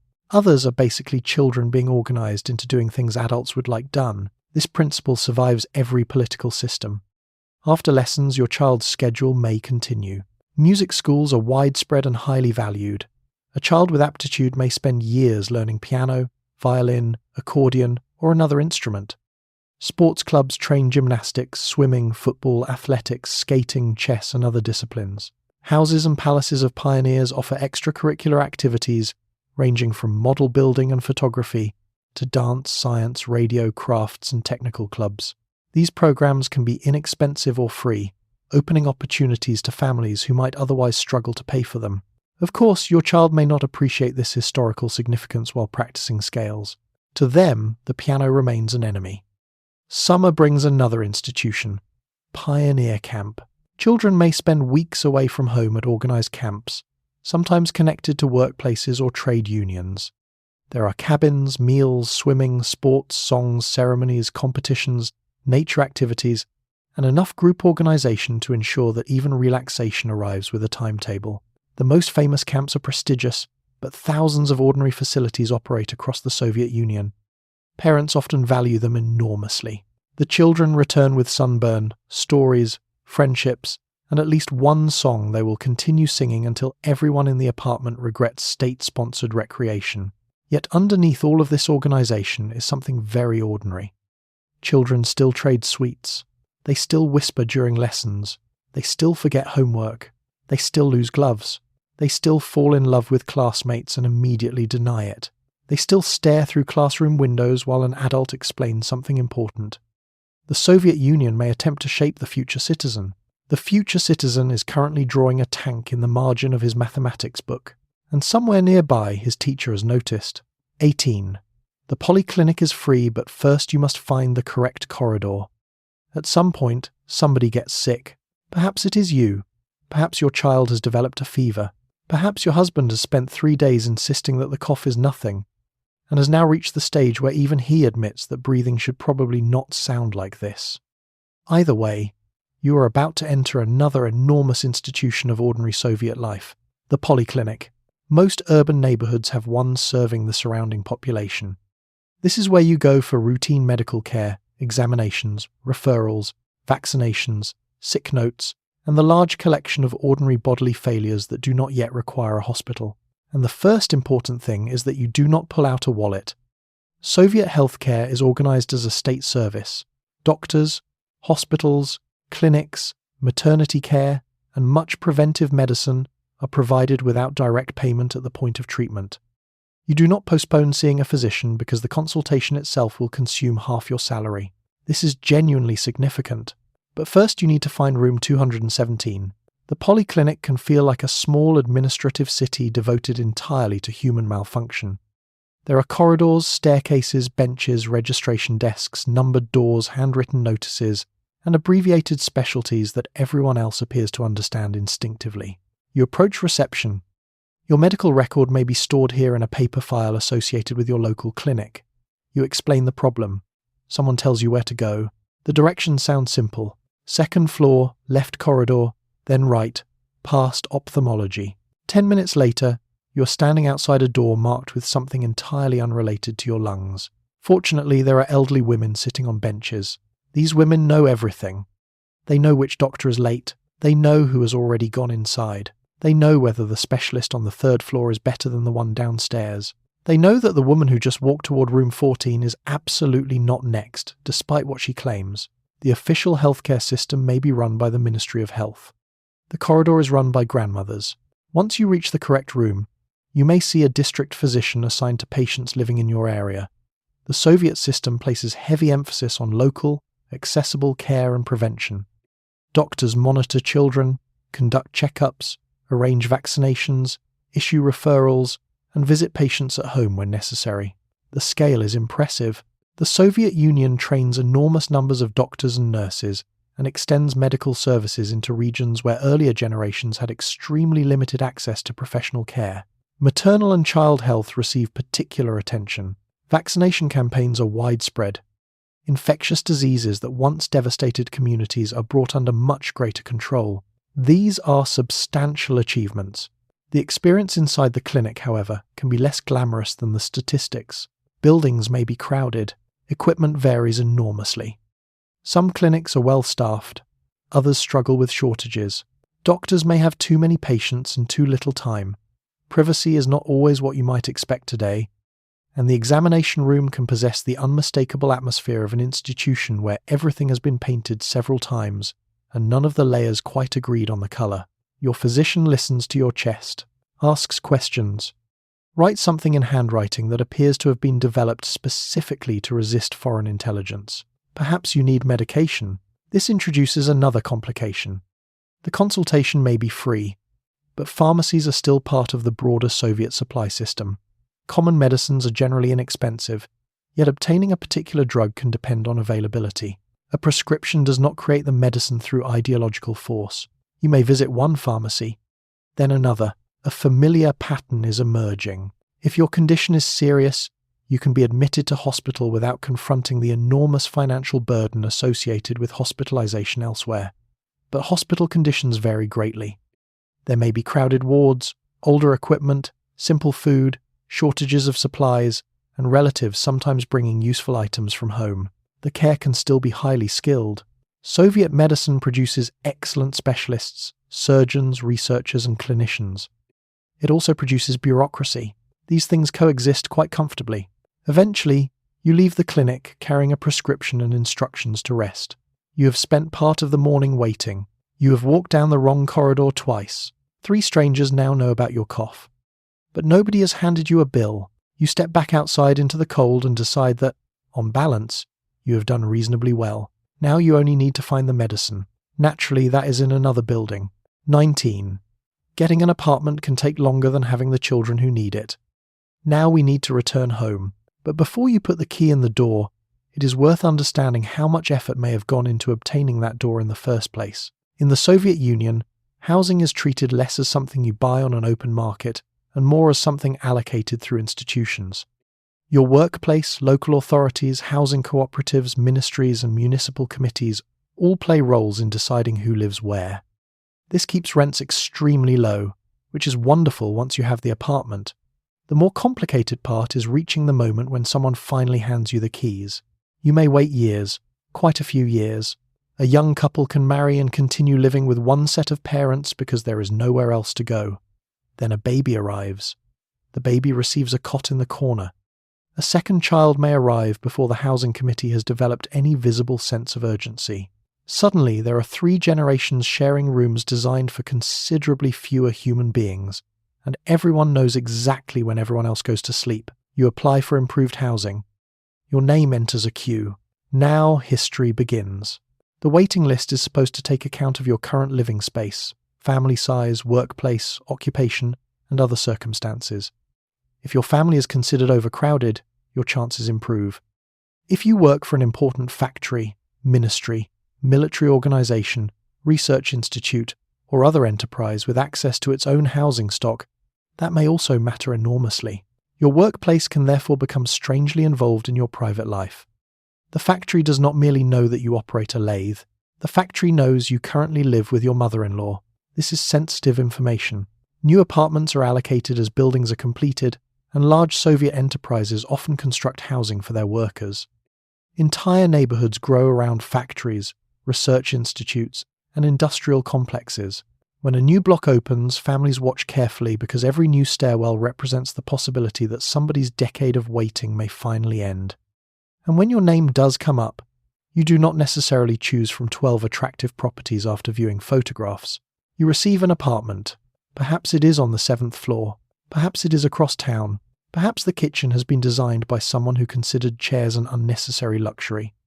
You are still delighted, because the alternative may have been sharing 2 rooms with your spouse, children, parents, and a wardrobe that has somehow become the emotional center of the household. Young couples often deal with overcrowding through elaborate domestic diplomacy. One family sleeps in the bedroom, another in the living room. A folding sofa becomes a nightly piece of infrastructure. Privacy occurs according to schedules nobody discusses directly. The kitchen becomes contested territory in the morning because 6 adults need breakfast before work. Everyone learns patience, or at least everyone learns silence. The great Soviet housing campaigns genuinely transformed this situation for millions of people. From the Khrushchev period onward, huge numbers of separate apartments are built, giving families private kitchens, bathrooms, and rooms that earlier generations could only dream of. The scale is extraordinary. The quality can be less extraordinary. Walls are thin. Finishes may be rushed. Elevators sometimes express personal opinions about reliability. New districts can appear before shops, schools, and transport links have fully caught up, leaving residents surrounded by construction sites and mud, while the neighborhood gradually becomes a neighborhood. But when your family finally moves in, these problems feel surprisingly minor. You arrive carrying boxes, relatives help, furniture appears from several different decades, curtains go up, someone boils water for tea before half the kitchen has been unpacked because civilization requires standards. Your child runs from room to room simply because there are rooms to run between. And perhaps that is the part worth remembering. The apartment is modest. You may have waited 8 years for it. The balcony overlooks 6 buildings that look almost exactly like yours. But you close the front door. On the other side are the corridor, the stairwell, the city, the committee, and the waiting list. On this side is your family. At last, nobody is sleeping beside the wardrobe unless they actually want to. 20. The communalka means your front door has several governments behind it. For many families, the apartment door does not open onto one household. It opens onto several. Welcome to the communalka, the communal apartment, one of the most distinctive arrangements of Soviet urban life. These are especially common in older cities such as Leningrad, where large pre-revolutionary apartments were divided after the revolution so that individual families occupied separate rooms while sharing kitchens, corridors, toilets, and bathrooms. By the 1970s, millions of families have moved into private apartments of their own, but communal living has certainly not disappeared. In some old city neighborhoods, it remains completely ordinary. You unlock the front door. Immediately, you are entering shared territory. Several doorbells may be arranged beside the entrance, sometimes with handwritten labels explaining which button belongs to which family. Inside, a long corridor stretches past coats, shoes, bicycles, children's sledges, shelves, cupboards, and objects whose ownership is known with astonishing precision by everyone except you. Your family has one room, perhaps 2 if you are fortunate. That room is your home within the home. It contains beds, wardrobes, a table, chairs, books, photographs, perhaps a television, and nearly everything your household wants to keep private.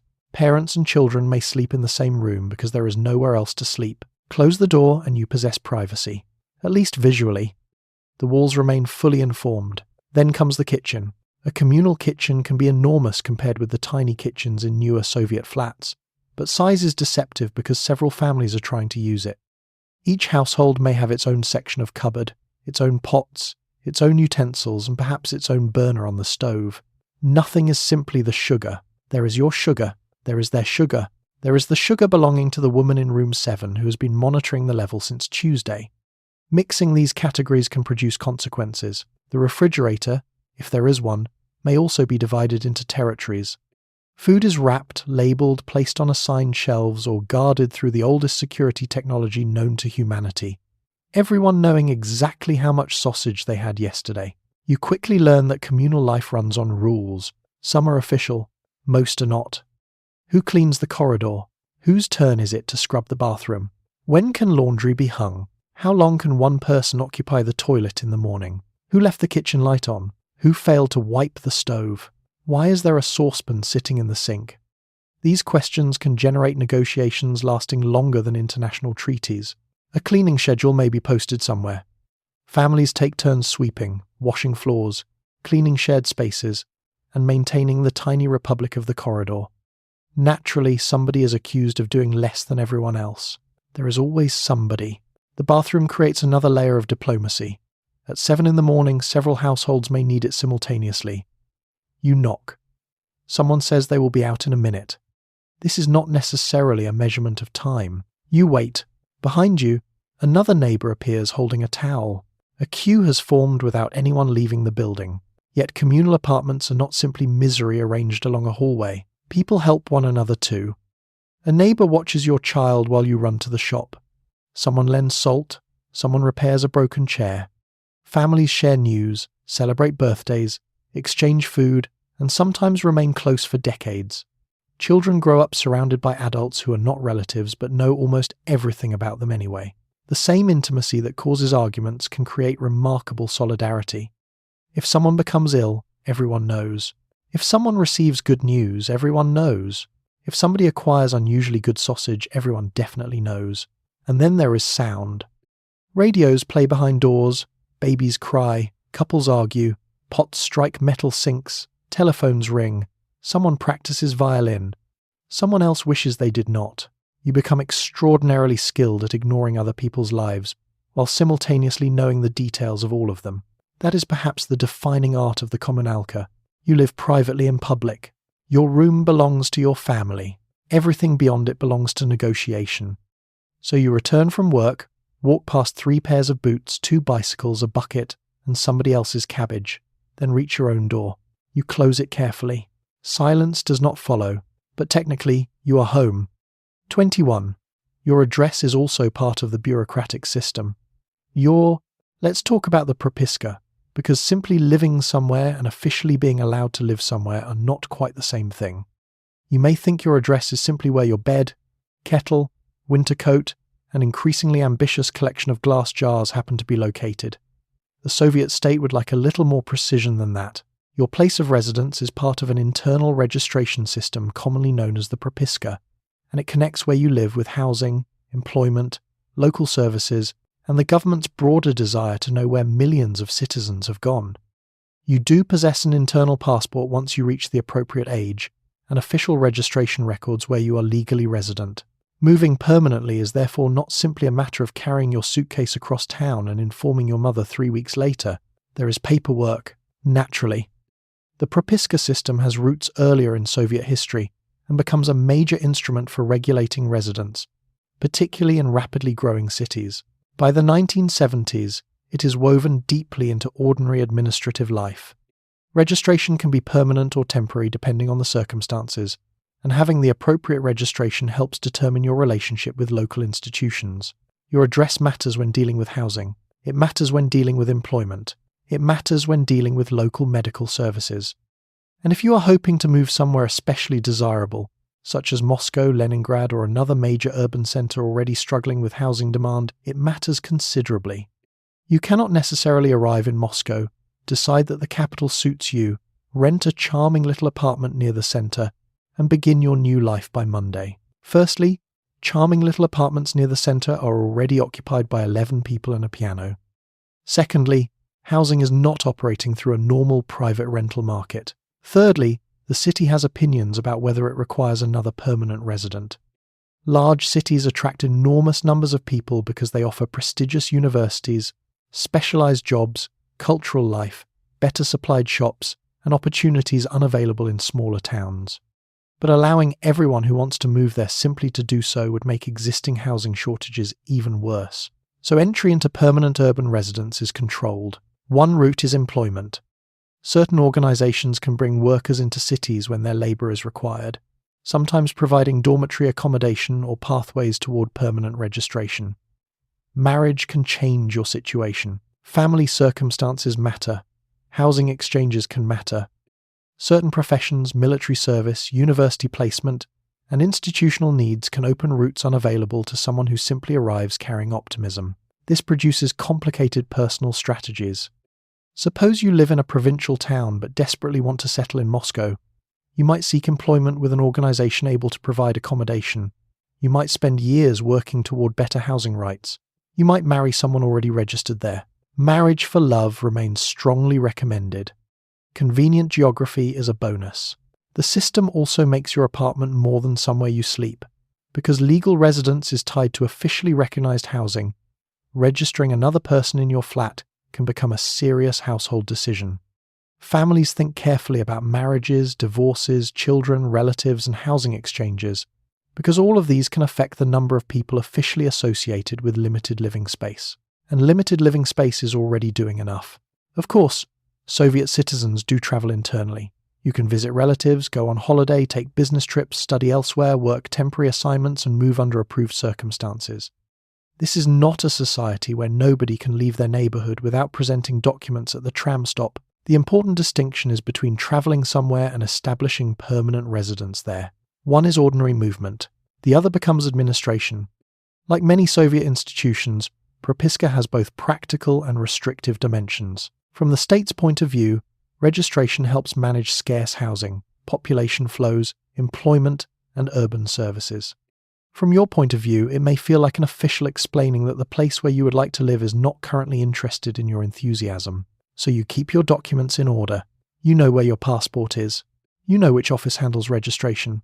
You know that changing addresses may require signatures, stamps, certificates, and the ability to remain calm while standing beneath fluorescent lighting.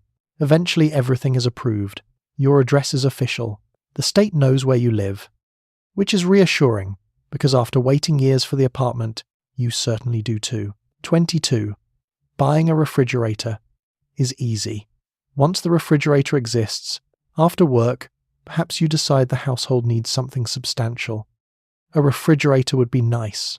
So would a washing machine, a television, a vacuum cleaner, or a proper set of furniture that does not look as though 3 different relatives donated it during separate historical periods. By the 1970s, these kinds of durable consumer goods are increasingly common in Soviet homes. Millions of families own televisions and refrigerators, and domestic appliances are no longer exotic luxuries reserved for officials and engineers with suspiciously good connections. The problem is not necessarily whether the Soviet Union makes refrigerators. It does. The problem is whether the refrigerator you want is currently standing inside a shop you can reach. You may have enough money saved. That part can be surprisingly straightforward. Your rent is low, transport is cheap, and basic services consume relatively little of your monthly salary, so households often manage to accumulate savings for large purchases. You have the rubles. Excellent. Now you begin searching for the appliance.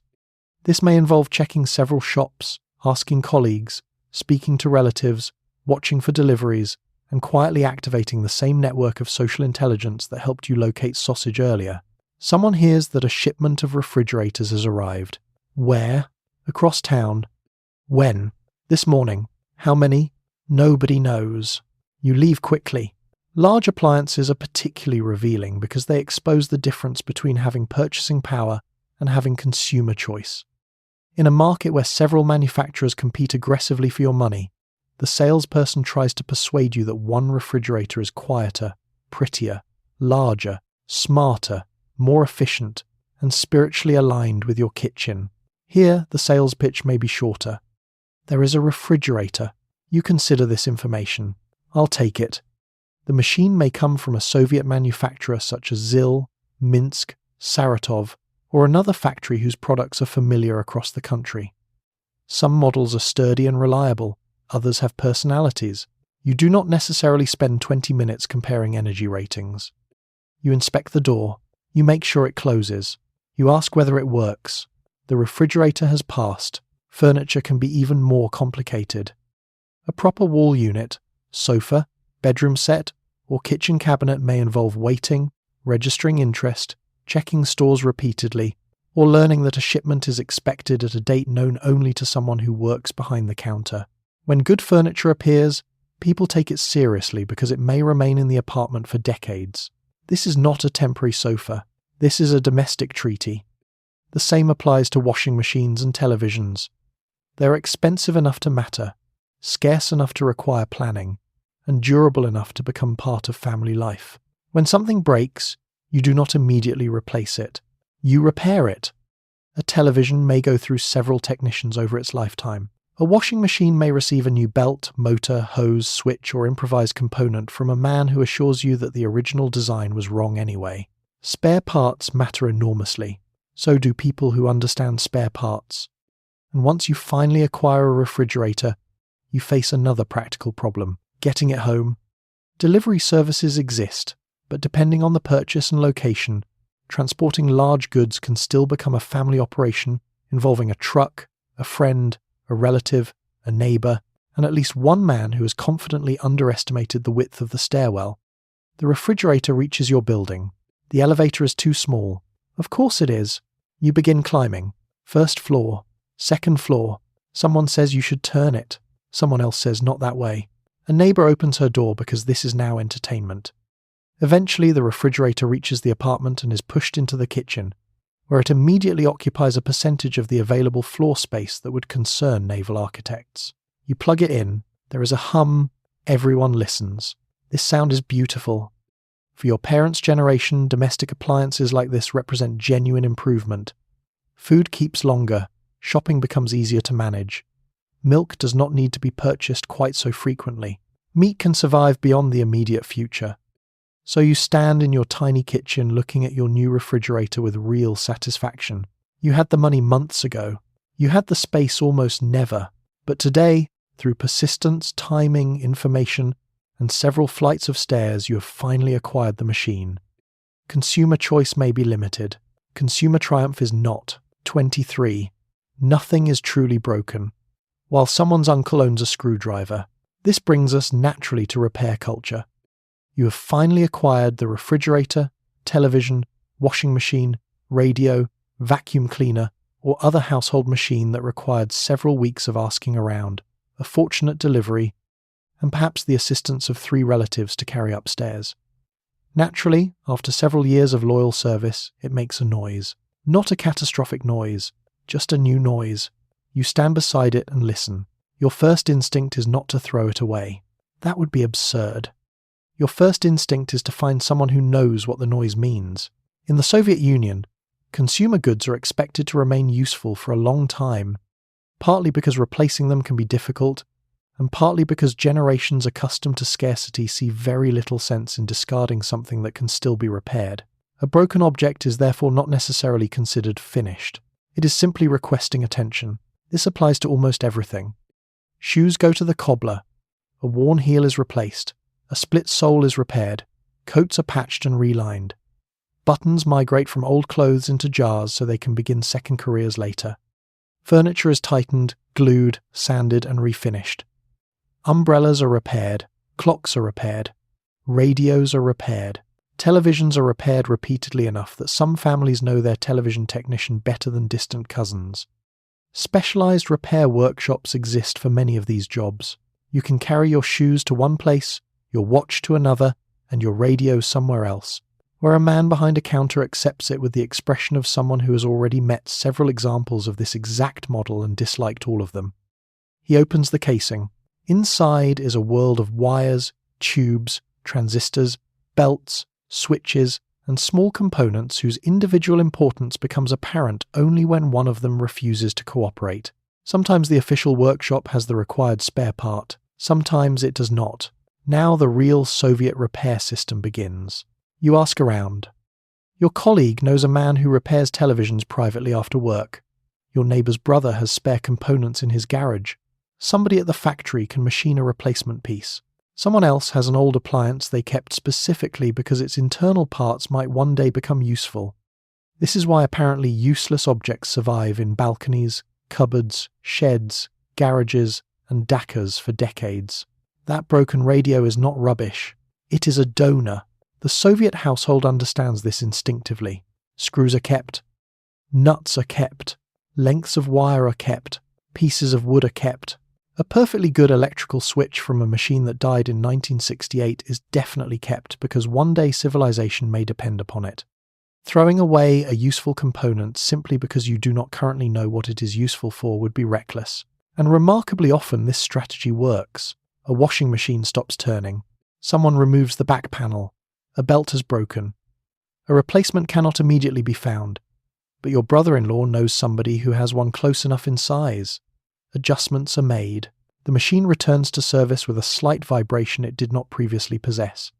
Everyone agrees this is acceptable. You have not repaired the washing machine back to factory condition. You have negotiated a ceasefire. Men in particular can accumulate reputations around practical ability. One neighbour understands plumbing, another understands engines. Someone's uncle can repair almost anything involving electricity, although his methods occasionally cause lights in the apartment to dim. These people become socially valuable. A man who can fix a television before the evening football match possesses influence. You invite him inside. Tea appears. Something stronger may eventually appear. He removes 4 screws, stares silently into the back of the television, touches one component, and says something deeply technical that translates roughly as, "They made these badly." Then he fixes it. Repair culture is not uniquely Soviet, of course. Earlier generations across the world repaired far more than modern consumers often do. But shortages and limited consumer choice make the habit especially persistent here. When getting a replacement may require months of searching, keeping the existing object alive becomes rational household economics, and there is something satisfying about it. Objects accumulate history. The radio has been in the family for 15 years. The sewing machine belonged to your mother. The coat has survived 4 winters and 2 new linings. The refrigerator has now required 3 repairs, none involving the same original part. Eventually, an object may reach the point where even the uncle with the screwdriver becomes quiet. He looks inside. He sighs. This is serious. He announces that nothing more can be done. Only then is the machine truly dead. Until that moment, it is merely experiencing technical difficulties. 24. Blue jeans have somehow become a political object. Now let's talk about fashion, because human beings remain human beings even under centrally planned textile production. You may have a perfectly serviceable pair of Soviet trousers. They cover your legs. The stitching is intact. They have survived washing. From the perspective of the planning authorities, this is a successful pair of trousers and the matter should probably end there. Unfortunately, you are 17, and you have seen jeans. By the 1970s, Western denim has acquired a remarkable cultural power among Soviet young people. Jeans are not simply trousers anymore. They are associated with Western music, films, foreign travel, youth culture, individuality, and that dangerous human desire to own something largely because other people are not supposed to care about it. A genuine pair of Levi's, Wrangler, or Lee jeans can therefore possess a social value wildly out of proportion to the amount of fabric involved. You see someone wearing them and immediately notice. The colour is right. The cut is right. The denim fades differently. Most importantly, the little label is there. You want them. The state would prefer you to be more excited about domestic textile production. You remain unreasonable. This does not mean Soviet shops contain no jeans at all. Denim-style trousers are produced domestically and elsewhere in the socialist bloc, and availability grows over time. But genuine Western brands remain desirable precisely because they are difficult to obtain. Imported clothing from countries such as Yugoslavia, Finland, East Germany, Czechoslovakia, or further west can carry considerable prestige. Obtaining the right pair may involve someone who travels abroad. Sailors are useful. Diplomats are useful. Foreign tourists are interesting. A friend's cousin whose work takes him outside the country suddenly becomes the most fashionable branch of the family. Then there are the fartsovshchiki. These are informal dealers who buy, exchange, and resell scarce foreign goods, often operating around hotels, tourist districts, railway stations, universities, or places where contact with foreigners is possible. They trade clothing, records, cigarettes, cosmetics, chewing gum, and other items that have acquired desirability through scarcity. This activity can bring serious trouble because unauthorized private trading and currency dealings exist outside the approved economy. So acquiring fashionable jeans may involve more excitement than trousers deserve. You meet someone knows someone, a package appears. You examine the jeans like an archaeologist confirming an artifact. Are they genuine? Possibly. Are they your size? Almost. This is close enough. You put them on. They are uncomfortable. You are delighted. Western clothing worries some Soviet officials not because a pair of jeans can overthrow a government by itself, but because fashion belongs to the larger battle over cultural influence.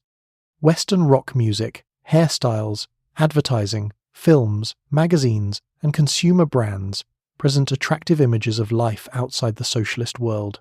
Young people notice these things. Of course they do.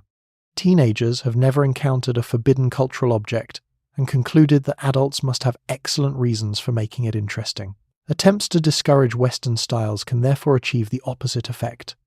The more official culture treats something as suspicious, the more exciting it becomes to someone who is 16 and already bored with everything adults recommend. And jeans are especially perfect for this because they become more distinctive with wear.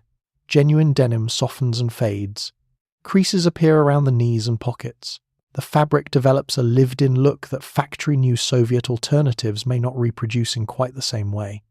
People therefore experiment. Jeans are washed repeatedly. They are rubbed. They are altered.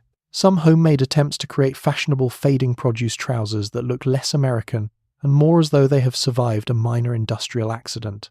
Confidence remains essential. You wear them anyway. The fascination extends beyond denim. Foreign trainers, jackets, sunglasses, cosmetics, perfumes, and colourful plastic shopping bags can all become objects of prestige. Even the bag from a Western shop may be washed and reused because the logo itself carries cultural value. Imagine carefully preserving a supermarket bag because it says something foreign on the side.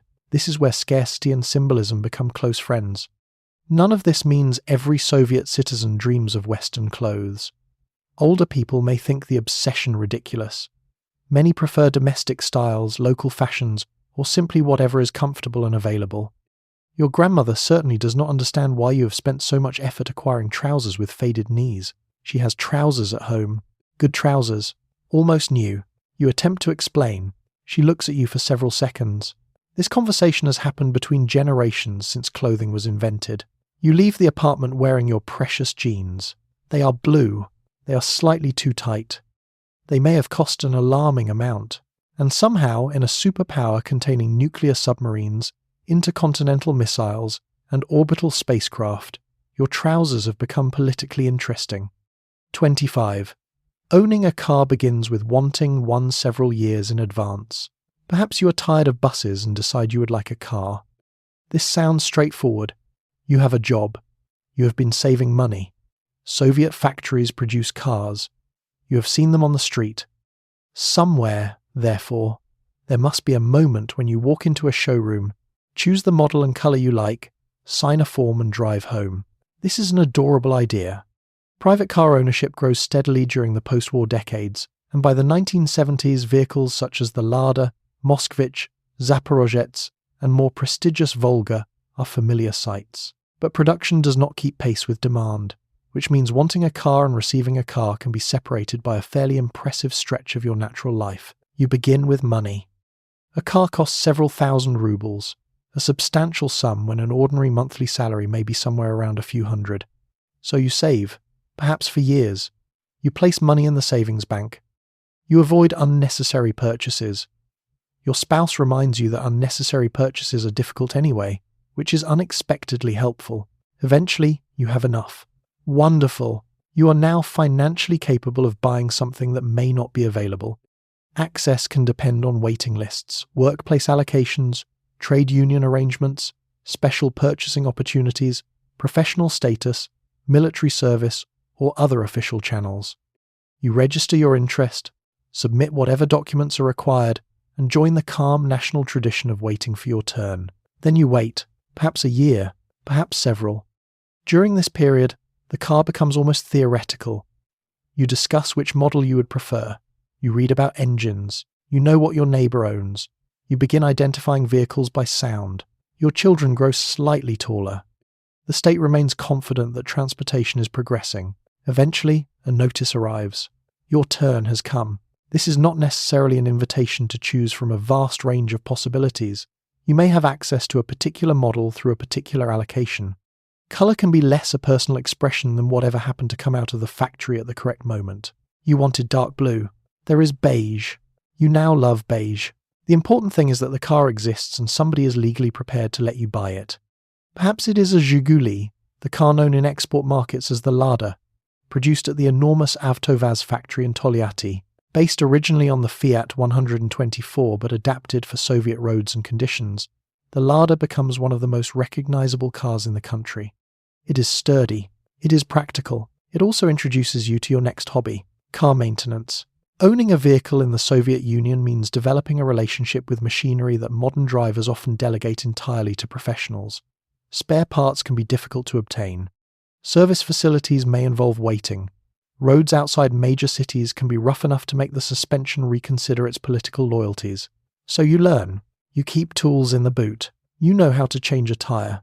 You listen carefully to the engine. A new rattle is investigated immediately because a minor rattle ignored today may become a 3-week search for a component tomorrow. Garages acquire enormous importance. If you are lucky enough to have access to one, it becomes workshop, storage room, social club, and archaeological site. Shelves fill with oil, screws, belts, hoses, mysterious metal pieces, and parts from vehicles that no longer technically exist. Nothing is useless. Not yet. And despite all the inconvenience, the car changes family life. Now the dacha is easier to reach. You can carry potatoes, jars, tools, children, and one elderly relative without negotiating with a suburban train. Weekend trips become possible. Visiting family outside the city becomes simpler. The vehicle gives you a degree of private mobility that crowded public transport cannot provide. It also gives you prestige. Not everyone owns a car. People notice. A Volga in particular can suggest status, official position, or access to privileges beyond the ordinary. A Lada may be less glamorous, but it still represents years of saving and patience. Your children are impressed. Your neighbours come outside. Someone asks what you paid. Someone else wants to look under the bonnet immediately. You sit behind the wheel. The interior smells new. For once, nobody is pressed against your winter coat. You turn the key. The engine starts. After years of saving, waiting, forms, lists, and hopeful conversations, you finally own a car. You drive carefully. You would like it to last until approximately retirement. 26. The television tells you everything except what everyone is discussing. Evening approaches, so you switch on the television. The set takes a moment to come alive. There is a click, a faint electrical hum, and then the screen brightens gradually from a small glowing point into a grey-blue picture. Perhaps it is a sturdy Soviet model sitting on a cabinet in the corner of the living room, decorated with a lace cloth on top, because apparently even advanced electronics need formal clothing. The family gathers nearby. Someone adjusts the antenna. Someone else tells them not to touch it because the picture was fine before. The image rolls once, settles, and the evening officially begins. By the 1970s, television has become one of the central objects of Soviet domestic life. Millions of households own a set, and broadcasting reaches enormous areas of the country. In larger cities, you may receive several channels. In more remote regions, choice can be considerably narrower. Either way, television provides news, children's programs, concerts, theatre, documentaries, sports, educational broadcasts, and films that can empty entire streets when something particularly popular is showing. There are programs people genuinely love. Children grow up with animated films and familiar presenters. Families watch comedies together. Sporting events produce intense national attention, especially ice hockey, football, gymnastics, and major international competitions. Music programs bring singers and orchestras into apartments that may never see them live, and Soviet cinema gives you some extraordinary comedies. Films such as The Irony of Fate, Operation Y, and other hugely popular productions become shared cultural references. Lines from favourite films enter everyday conversation. Families rewatch them repeatedly. New Year's television develops traditions so strong that certain broadcasts become almost part of the holiday itself. So sitting in front of the Soviet television is not simply an ideological exercise. You are often having a perfectly good evening. Then the news begins. This is where things become more complicated. The principal television news program, Vremya, presents the day's events with the careful authority of a state that prefers its information organized before it reaches your living room. The announcers sit upright. The language is formal. Agricultural achievements are discussed. Factory output appears. Diplomatic meetings are shown. Foreign leaders shake hands beneath chandeliers. The Soviet Union is progressing. Workers are fulfilling plans. International peace remains important. Capitalism is experiencing difficulties. Again, the information is not necessarily fabricated from beginning to end. Much of what you see really happened. The important question is what has been selected, emphasized, minimized, or left out entirely. Bad harvests may receive careful wording. Industrial accidents may receive little coverage. Domestic political dissent is not presented as a lively alternative point of view. Events abroad are interpreted through the state's ideological framework, while problems at home are more likely to be described as temporary shortcomings rather than structural embarrassments. And you, sitting on the sofa, are not necessarily fooled. This is important. The idea that ordinary Soviet citizens simply believe everything on television underestimates people rather badly. You know what your local shop looks like. If the news announces growing consumer abundance while you spent 2 hours looking for butter this afternoon, you possess competing evidence. People develop a sophisticated understanding of official language. They listen for what is not being said. They compare television with newspapers, workplace rumours, relatives in other cities, and stories brought home by people who travel. Some also listen to foreign radio broadcasts such as the BBC, Voice of America, or Radio Liberty, although authorities attempt to jam certain foreign stations at different times and places. The signal may rise and fall through static, while someone leans toward the receiver as though better posture might improve international relations. Rumor fills whatever remains. Someone at work heard something. A cousin knows somebody in Kiev. A friend of a friend has returned from abroad. By tomorrow, 5 versions will exist. And then there are jokes. Political humor becomes one of the great unofficial commentary systems of Soviet life. Brezhnev's speeches, shortages, bureaucracy, official slogans, and the gap between propaganda and experience all become material for jokes told carefully among trusted company. Television says one thing, the kitchen table says another. This does not mean everyone rejects the system. Many citizens are patriotic, proud of Soviet achievements, skeptical of the West, and supportive of parts of the political order, while simultaneously mocking its absurdities. Human beings remain inconveniently complicated. The news finishes, a film begins, someone brings tea, your child has stopped pretending to do homework.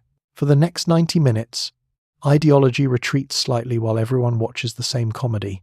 The television has told you what happened today. Tomorrow at work, you will find out what people think actually happened. 27. The kitchen is where the country becomes more honest. Now the kettle goes on, the door closes, and the kitchen changes character. During the day, the Soviet Union is full of offices, factories, classrooms, slogans, newspapers, meetings, and public language polished carefully enough to survive inspection. But by evening you are sitting at a small kitchen table with people you trust. The tea is strong, the bread has been sliced, and the conversation begins moving into territory that would sound very different if delivered from a podium. The Soviet kitchen is physically modest. In many Khrushchev-era apartments, it may be only 6 square meters or so. There is a stove, a refrigerator if the household has one, a sink, cupboards, a little table, several chairs squeezed wherever geometry permits, and almost no room for decorative ambitions. Yet socially the kitchen can feel enormous. Friends arrive after work, coats are hung in the hallway. Someone produces a bottle. Someone else has brought chocolates, sausage, pickled mushrooms, or something homemade from the dacha. Tea glasses appear, plates are pushed toward the middle. People settle in, and then everyone begins talking. At first, the conversation is ordinary. Work, children, who got an apartment, who is getting divorced, which shop had meat, why the plumber still has not come. Someone complains about a supervisor. Someone else's daughter wants to study medicine. A neighbour has somehow acquired a new washing machine, and nobody fully understands how. Then the conversation widens. Politics may enter quietly. Not necessarily revolutionary politics. Most evenings do not become secret meetings of people plotting to overthrow the state between plates of pickled cucumbers. The truth is more ordinary and therefore more interesting. You may support much of the Soviet system and still think a local official is an idiot. You may be proud of Soviet achievements in science, education, wartime sacrifice, or space exploration while simultaneously laughing at propaganda that insists everything is going according to plan. You may distrust the United States and distrust your own newspaper before finishing the same cup of tea. Human beings remain extremely inconvenient for tidy ideological categories, and jokes become one of the safest ways to express that complexity. There are jokes about shortages, jokes about bureaucracy, jokes about collective farms, jokes about speeches, jokes about Brezhnev himself, particularly his age, his medals, his eyebrows, and his increasingly elaborate public appearances. You tell them carefully. Not because every joke automatically leads to arrest in the 1970s. That picture is too simple. The level of repression is far lower than during the Stalin era, and ordinary private grumbling is widespread. But there are still boundaries. Open political opposition can bring serious consequences. Publishing forbidden material, organizing dissident activity, openly challenging the state, or attracting the attention of security services is a different matter from quietly telling a joke to 3 trusted friends. So trust matters. The kitchen door matters. Who is sitting at the table matters. You know which colleague repeats things. You know which neighbour asks too many questions. You know that your closest friends can hear what you actually think. This creates a peculiar intimacy. The kitchen becomes a place where public certainty can be replaced by private ambiguity. Someone has heard a foreign radio report. Someone has a relative abroad. Someone knows a person who returned from Poland or East Germany with stories about shops there. Someone has read a book that is difficult to obtain officially. Perhaps a handwritten or typed copy of something circulates between trusted readers, part of the broader underground culture known as samizdat. Pages move quietly from person to person. So do ideas. But most nights remain far less dramatic. You discuss football. You complain about work. You argue about whether a film was any good. Someone refills the teapot. Someone insists that the sausage must be eaten before it dries out. The clock moves later. The apartment building becomes quieter around you, and there is something deeply human in this small room. The state may organize housing, education, employment, television, transport, and public speech. But it cannot fully organize what happens when 5 friends sit around a kitchen table after 10 at night. The kettle boils again. Another joke begins. Everyone leans closer. For the moment, the Soviet Union has become 6 square meters wide, and considerably more honest. 28. Vodka is everywhere, which does not mean everyone is constantly drunk. We should talk about alcohol, because no account of Soviet everyday life can avoid it. Vodka is woven into enough rituals, jokes, celebrations, anxieties, and government statistics that pretending otherwise would be rather like discussing Britain while politely avoiding tea. But the familiar image of the Soviet Union as one enormous frozen landscape, populated entirely by men drinking vodka before breakfast, is a caricature. Millions of people drink moderately. Some rarely drink. Some do not drink at all. Muslim communities across parts of Central Asia and the Caucasus have their own traditions and attitudes toward alcohol. Women generally drink less heavily than men. Regional differences are enormous. Still, if you are attending a Soviet birthday, wedding, anniversary, holiday meal, retirement celebration, or particularly successful Tuesday, there is a reasonable chance a bottle will appear. You do not simply pour vodka and drink it. There is procedure. Glasses are filled. Food is ready.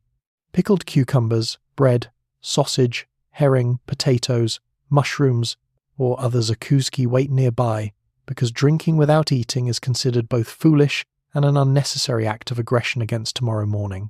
Then comes the toast. The first toast may be simple. To health, to friendship, to the person whose birthday you are supposedly celebrating before everybody became distracted by international politics. Later, toasts become more elaborate. Someone stands or raises a glass and begins speaking about friendship, family, absent relatives, peace, parents, children, colleagues, the war, the future, or the extraordinary qualities of the person sitting opposite. 3 minutes later, you are unsure whether this is still a toast or whether you have attended the opening session of a small emotional congress. Eventually everyone drinks. Then everyone eats. The food matters. A piece of dark bread, a pickle, something salty, perhaps herring. There is a whole practical rhythm to the evening, inherited and refined through countless gatherings where people have learned that vodka should never be allowed to wander through the stomach unsupervised. Alcohol also appears in workplace culture, although officially getting drunk on the job is hardly encouraged. A birthday might produce a discreet bottle. A successful project may be celebrated after hours. Certain workplaces develop reputations for drinking that management spends years attempting to control, and heavy alcohol consumption is a genuine social problem. By the later Soviet decades, authorities are deeply concerned about alcoholism, absenteeism, accidents, family disruption, health problems, and lost productivity associated with excessive drinking. Campaigns against drunkenness come and go repeatedly throughout Soviet history, because governments keep discovering the same inconvenient fact. The state sells alcohol. The state also wishes people would drink less of it. This is financially awkward. Vodka sales provide significant government revenue, which means discouraging consumption can collide rather sharply with the budget. The problem becomes especially visible later, when Mikhail Gorbachev launches a major anti-alcohol campaign in the mid-1980s. But long before that, officials are already wrestling with a drinking culture they consider socially damaging. For your evening in 1978, however, none of this necessarily feels political. You are sitting in a kitchen. A friend has brought a bottle. Someone has opened a jar of mushrooms. The conversation is getting warmer. This is also where vodka's social role becomes clearer. It can lower the formal barriers that shape public life. People talk more freely. A colleague becomes a friend. A normally quiet uncle tells the same wartime story everyone has heard 15 times, and everyone listens because this is clearly happening whether they approve or not. Political jokes may appear, so may singing. This is usually the point at which the evening becomes unpredictable. But again, not every gathering ends in chaos. The quiet family table is far more ordinary than the cinematic image of people collapsing into snowdrifts. A couple of drinks with dinner can be completely unremarkable, and there are alternatives. Wine is important in republics such as Georgia and Moldova. Armenian and Georgian brandies enjoy prestige. Beer is widely consumed. Champagne-style sparkling wine appears at celebrations, particularly New Year. Children receive juice. Grandmother receives tea. Uncle Victor insists he is only having one. Nobody believes Uncle Victor. Eventually the glasses stop being refilled. Plates are empty. The kettle returns because almost every Soviet social gathering, no matter how much vodka has appeared, somehow circles back to tea. You sit quietly while the conversation softens. Vodka was present. It was not the entire evening. The entire evening was people, which is usually the more interesting part. 29. The dacha is where Soviet citizens quietly become small farmers. When the weekend arrives, you may escape to the dacha. This sounds relaxing, and in theory it is. You leave the apartment blocks behind, board a suburban train or squeeze the family into the car and travel toward a small plot of land outside the city where there are trees, fresh air, birdsong, and several hundred kilograms of agricultural work waiting patiently for you. The dacha can mean different things depending on your family, region, and circumstances. For some people, it is a modest wooden cottage with a small garden. For others, it may be little more than a basic structure on an allotment where tools are stored and tea can be made. The grand country houses once associated with wealthy Russians are not what most Soviet citizens mean when they talk about going to the dacha. Your version probably has a table, a few beds, mismatched chairs, shelves full of jars, and a collection of gardening equipment that appears to have been manufactured during several different political eras. It may not have indoor plumbing. It may not have reliable heating. You love it anyway. The journey itself is part of the ritual. On Friday evening or Saturday morning, suburban electric trains fill with families carrying bags, baskets, seedlings, tools, children, and enough food containers to suggest a small migration is underway. Elderly women travel with extraordinary quantities of gardening equipment, while remaining completely calm about the fact that they are also carrying a bucket. Eventually you arrive. You step onto the platform. The city noise disappears. Then someone hands you a shovel. The dacha is supposed to provide rest, but Soviet definitions of rest can involve digging potatoes for 6 hours. Your plot may contain cucumbers, tomatoes, onions, carrots, cabbage, dill, berries, fruit trees, and, inevitably, potatoes. Potatoes are reliable, filling, useful, and perfectly suited to a society in which nobody wants to discover in February that the vegetable supply has become philosophical. You plant in spring. You weed through summer. You harvest in autumn. By the end of the season, your apartment back in the city begins filling with the results. Sacks of potatoes appear in corners. Onions hang somewhere dry. Jars multiply. Pickled cucumbers, tomatoes, mushrooms, jams, berries, and compotes line shelves with the disciplined appearance of edible reserves preparing for winter. This is not merely a hobby. Private garden plots make a meaningful contribution to household food supplies, especially when particular goods are difficult to find in state shops. A small piece of land gives your family a degree of control over something that the wider distribution system does not always provide consistently. If the shop has no cucumbers, you have cucumbers, possibly far too many cucumbers. By August, you are attempting to give them to relatives who are themselves attempting to give you zucchini. The dacha economy has entered a dangerous stage. Work is shared across generations. Grandparents may spend much of the summer there, caring for children and maintaining the garden while working parents travel out on weekends. Children help reluctantly, disappearing whenever anyone says the word weeds. Adults spend hours bending over rows of plants while explaining how wonderful it is to be away from work. Technically, they are correct. This is different work. There is also a genuine emotional freedom to the place. You sit outside. You drink tea. You repair a fence because fences apparently sense weekends. Neighbours exchange seedlings, advice, tools, and opinions about tomatoes. Somebody knows exactly when rain is coming despite having no meteorological qualifications whatsoever. In the evening, the work finally slows. The air smells of soil, leaves, smoke, and food cooking nearby. The children are dirty. Your hands ache. There is a basket of produce by the door that tomorrow must somehow be transported back to the city. You came here to relax. Instead, you have weeded, dug, watered, carried, repaired, harvested, and preserved. And somehow you feel better. Tomorrow you will return to the apartment blocks with potatoes, jars, tired muscles, and the quiet satisfaction of having spent 2 days escaping the planned economy by planning carrots. 30. Your holiday is organized, subsidized, and possibly therapeutic. Eventually you receive vacation time, and Soviet life offers an extensive culture of organized rest. This may sound slightly contradictory. Rest, after all, is normally what happens when nobody organizes you. But the Soviet state has spent decades developing institutions designed to make holidays available to ordinary workers, and by the 1970s, millions of people used trade union holiday homes, tourist bases, children's camps, resorts, and sanatoria. Your workplace may help arrange the trip. Your trade union may subsidize part of the cost. Somewhere, naturally, there will be a form. You are going on holiday, administratively. The most coveted destination is often somewhere warm. Crimea has beaches, mountains, vineyards, and the Black Sea. Sochi offers subtropical greenery along the Caucasian coast. Resorts in Georgia, the Baltic republics, the Caucasus, and elsewhere attract visitors from across the Soviet Union. After months of apartment blocks, factories, snow, buses, and wool coats, the sight of the sea can feel almost indecently luxurious. But you do not necessarily book a hotel yourself. A common route is the Putevka, a voucher obtained through your workplace or trade union that provides access to a holiday facility, sanatorium, or organized tour. These vouchers can be heavily subsidized, making trips possible for workers who might otherwise struggle to afford extended holidays. Naturally, the best vouchers are desirable, which means your relaxing holiday may begin with a committee. Once approved, you travel by train, perhaps for many hours or even several days. Long-distance rail is central to Soviet tourism because the country is enormous and commercial air travel, while available, is not always the obvious choice for an ordinary family. The train itself becomes part of the holiday.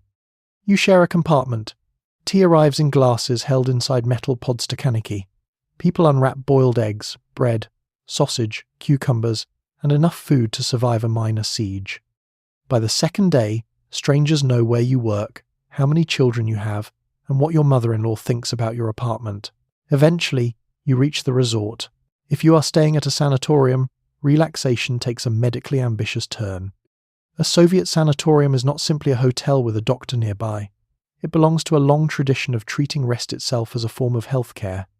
Depending on the facility, you may receive examinations, mineral baths, massages, therapeutic exercise, mud treatments, inhalations, special diets, prescribed walks, or carefully scheduled exposure to fresh air. You have come to relax. At 8:15 you have therapeutic gymnastics. At 9, breakfast. At 10:30, mineral water. At 11:20, something involving electricity and your lower back. Leisure has developed a timetable. Some treatments are grounded in recognizable medical practice. Others belong to a broader spa tradition in which mineral springs, climate, mud, and various physical therapies are prescribed with tremendous confidence for an impressive range of complaints. The meals may even be organized around numbered medical diets. You wanted fried potatoes. Your doctor has assigned diet table number 5. Apparently your liver has planned the holiday. Still, much of the experience is genuinely pleasant. You walk through landscaped grounds, you breathe cleaner air, you swim, you read, you sleep longer. You meet workers, teachers, engineers, and pensioners from distant parts of the Soviet Union who have all been temporarily removed from their normal routines.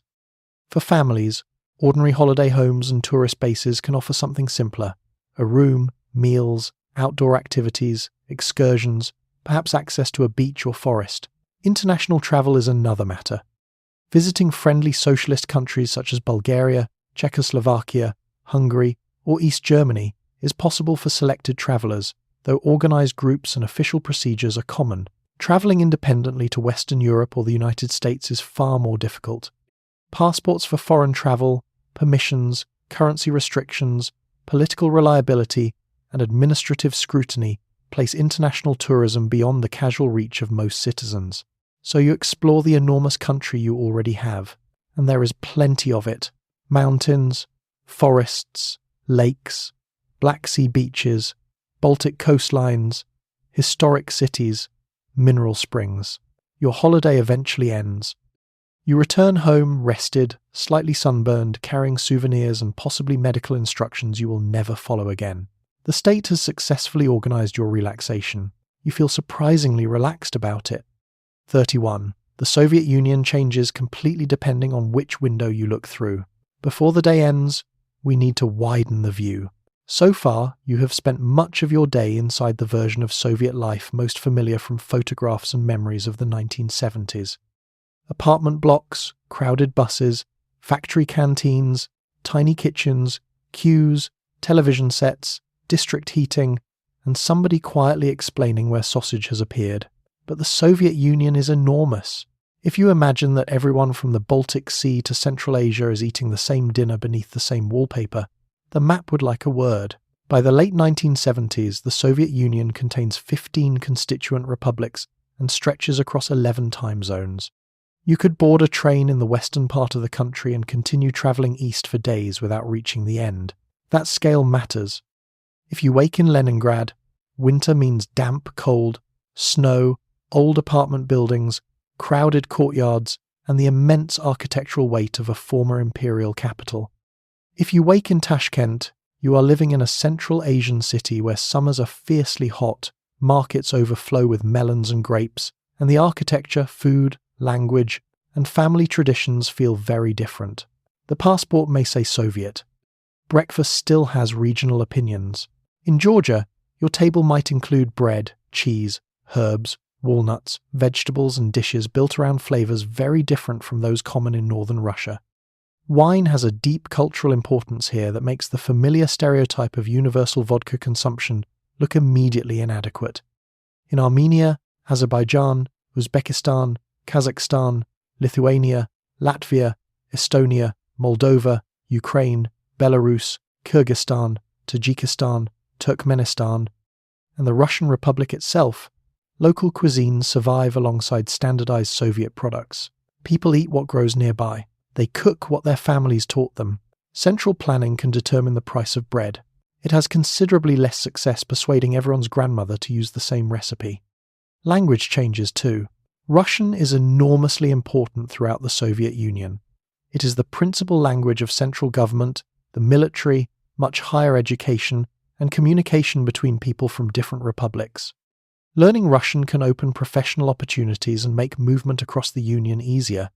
But millions of citizens also grow up speaking Ukrainian, Georgian, Armenian, Lithuanian, Uzbek, Kazakh, Latvian, Estonian, Azerbaijani, and many other languages. Your home language may not be Russian at all. You might speak one language with your grandparents, another at work, and move between them without thinking much about it. Religion and older traditions remain equally complicated. The Soviet state is officially atheist and spends decades restricting religious institutions, closing places of worship, promoting scientific atheism, and trying to reduce the influence of churches, mosques, synagogues, and other religious communities. Yet belief does not simply disappear because somebody printed a poster. An Orthodox grandmother may quietly keep icons. A Muslim family in Central Asia may maintain traditions connected to food, marriage, burial, and community, even when formal religious practice is discouraged.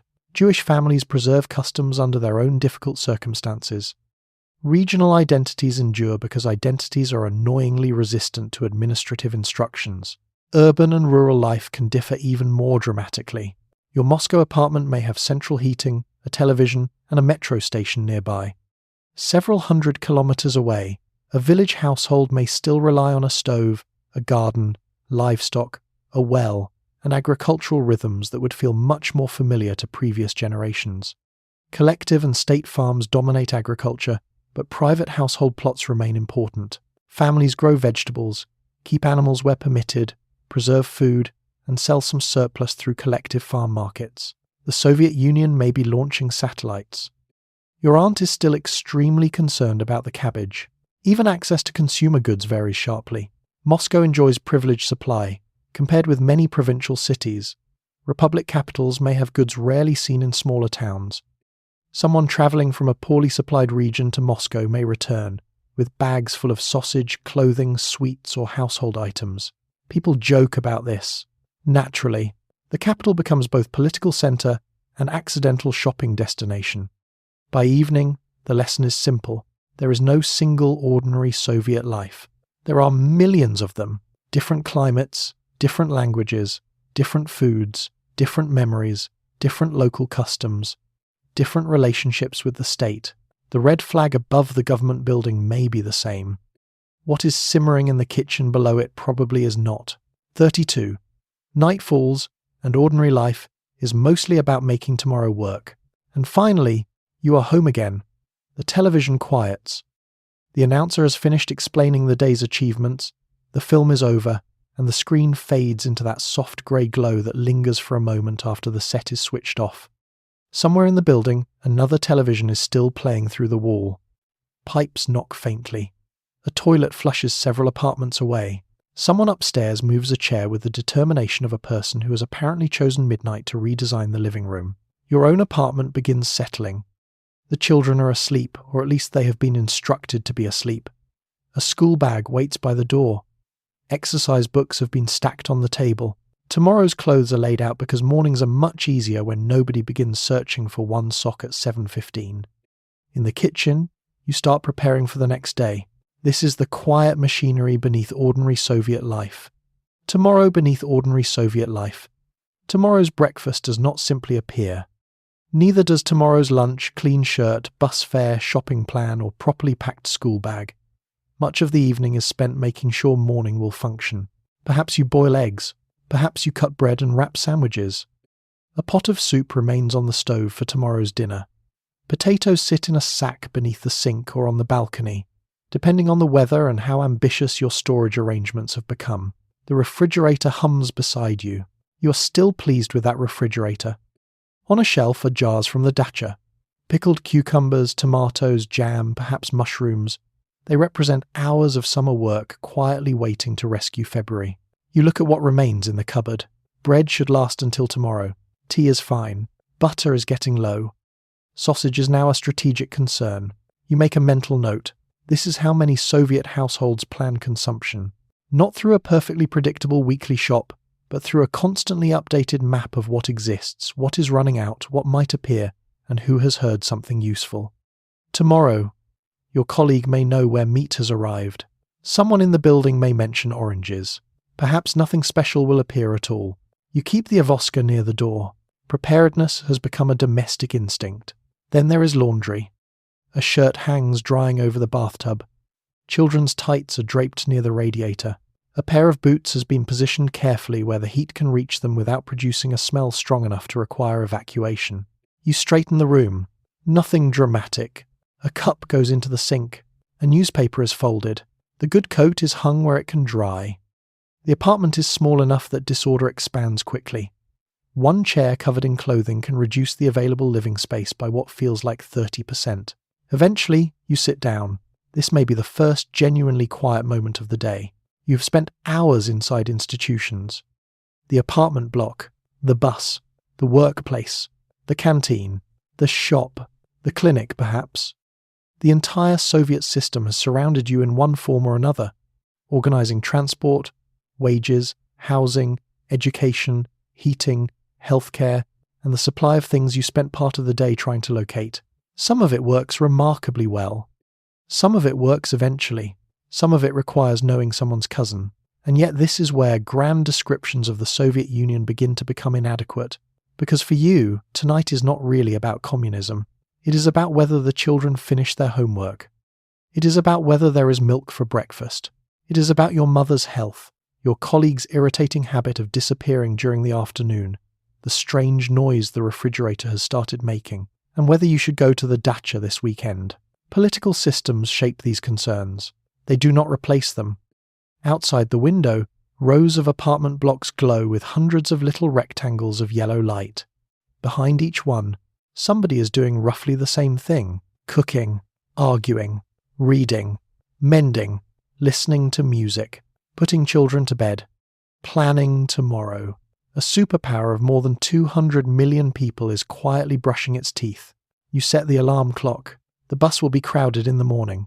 Work will still have a plan. The shop may or may not have sausage. And somewhere, almost certainly, a queue is already forming for something you do not yet know you need. You switch off the light. The radiator ticks softly beneath the window. The apartment becomes dark. Tomorrow is prepared as well as it can be. Which, for ordinary life in the Soviet Union, is usually enough.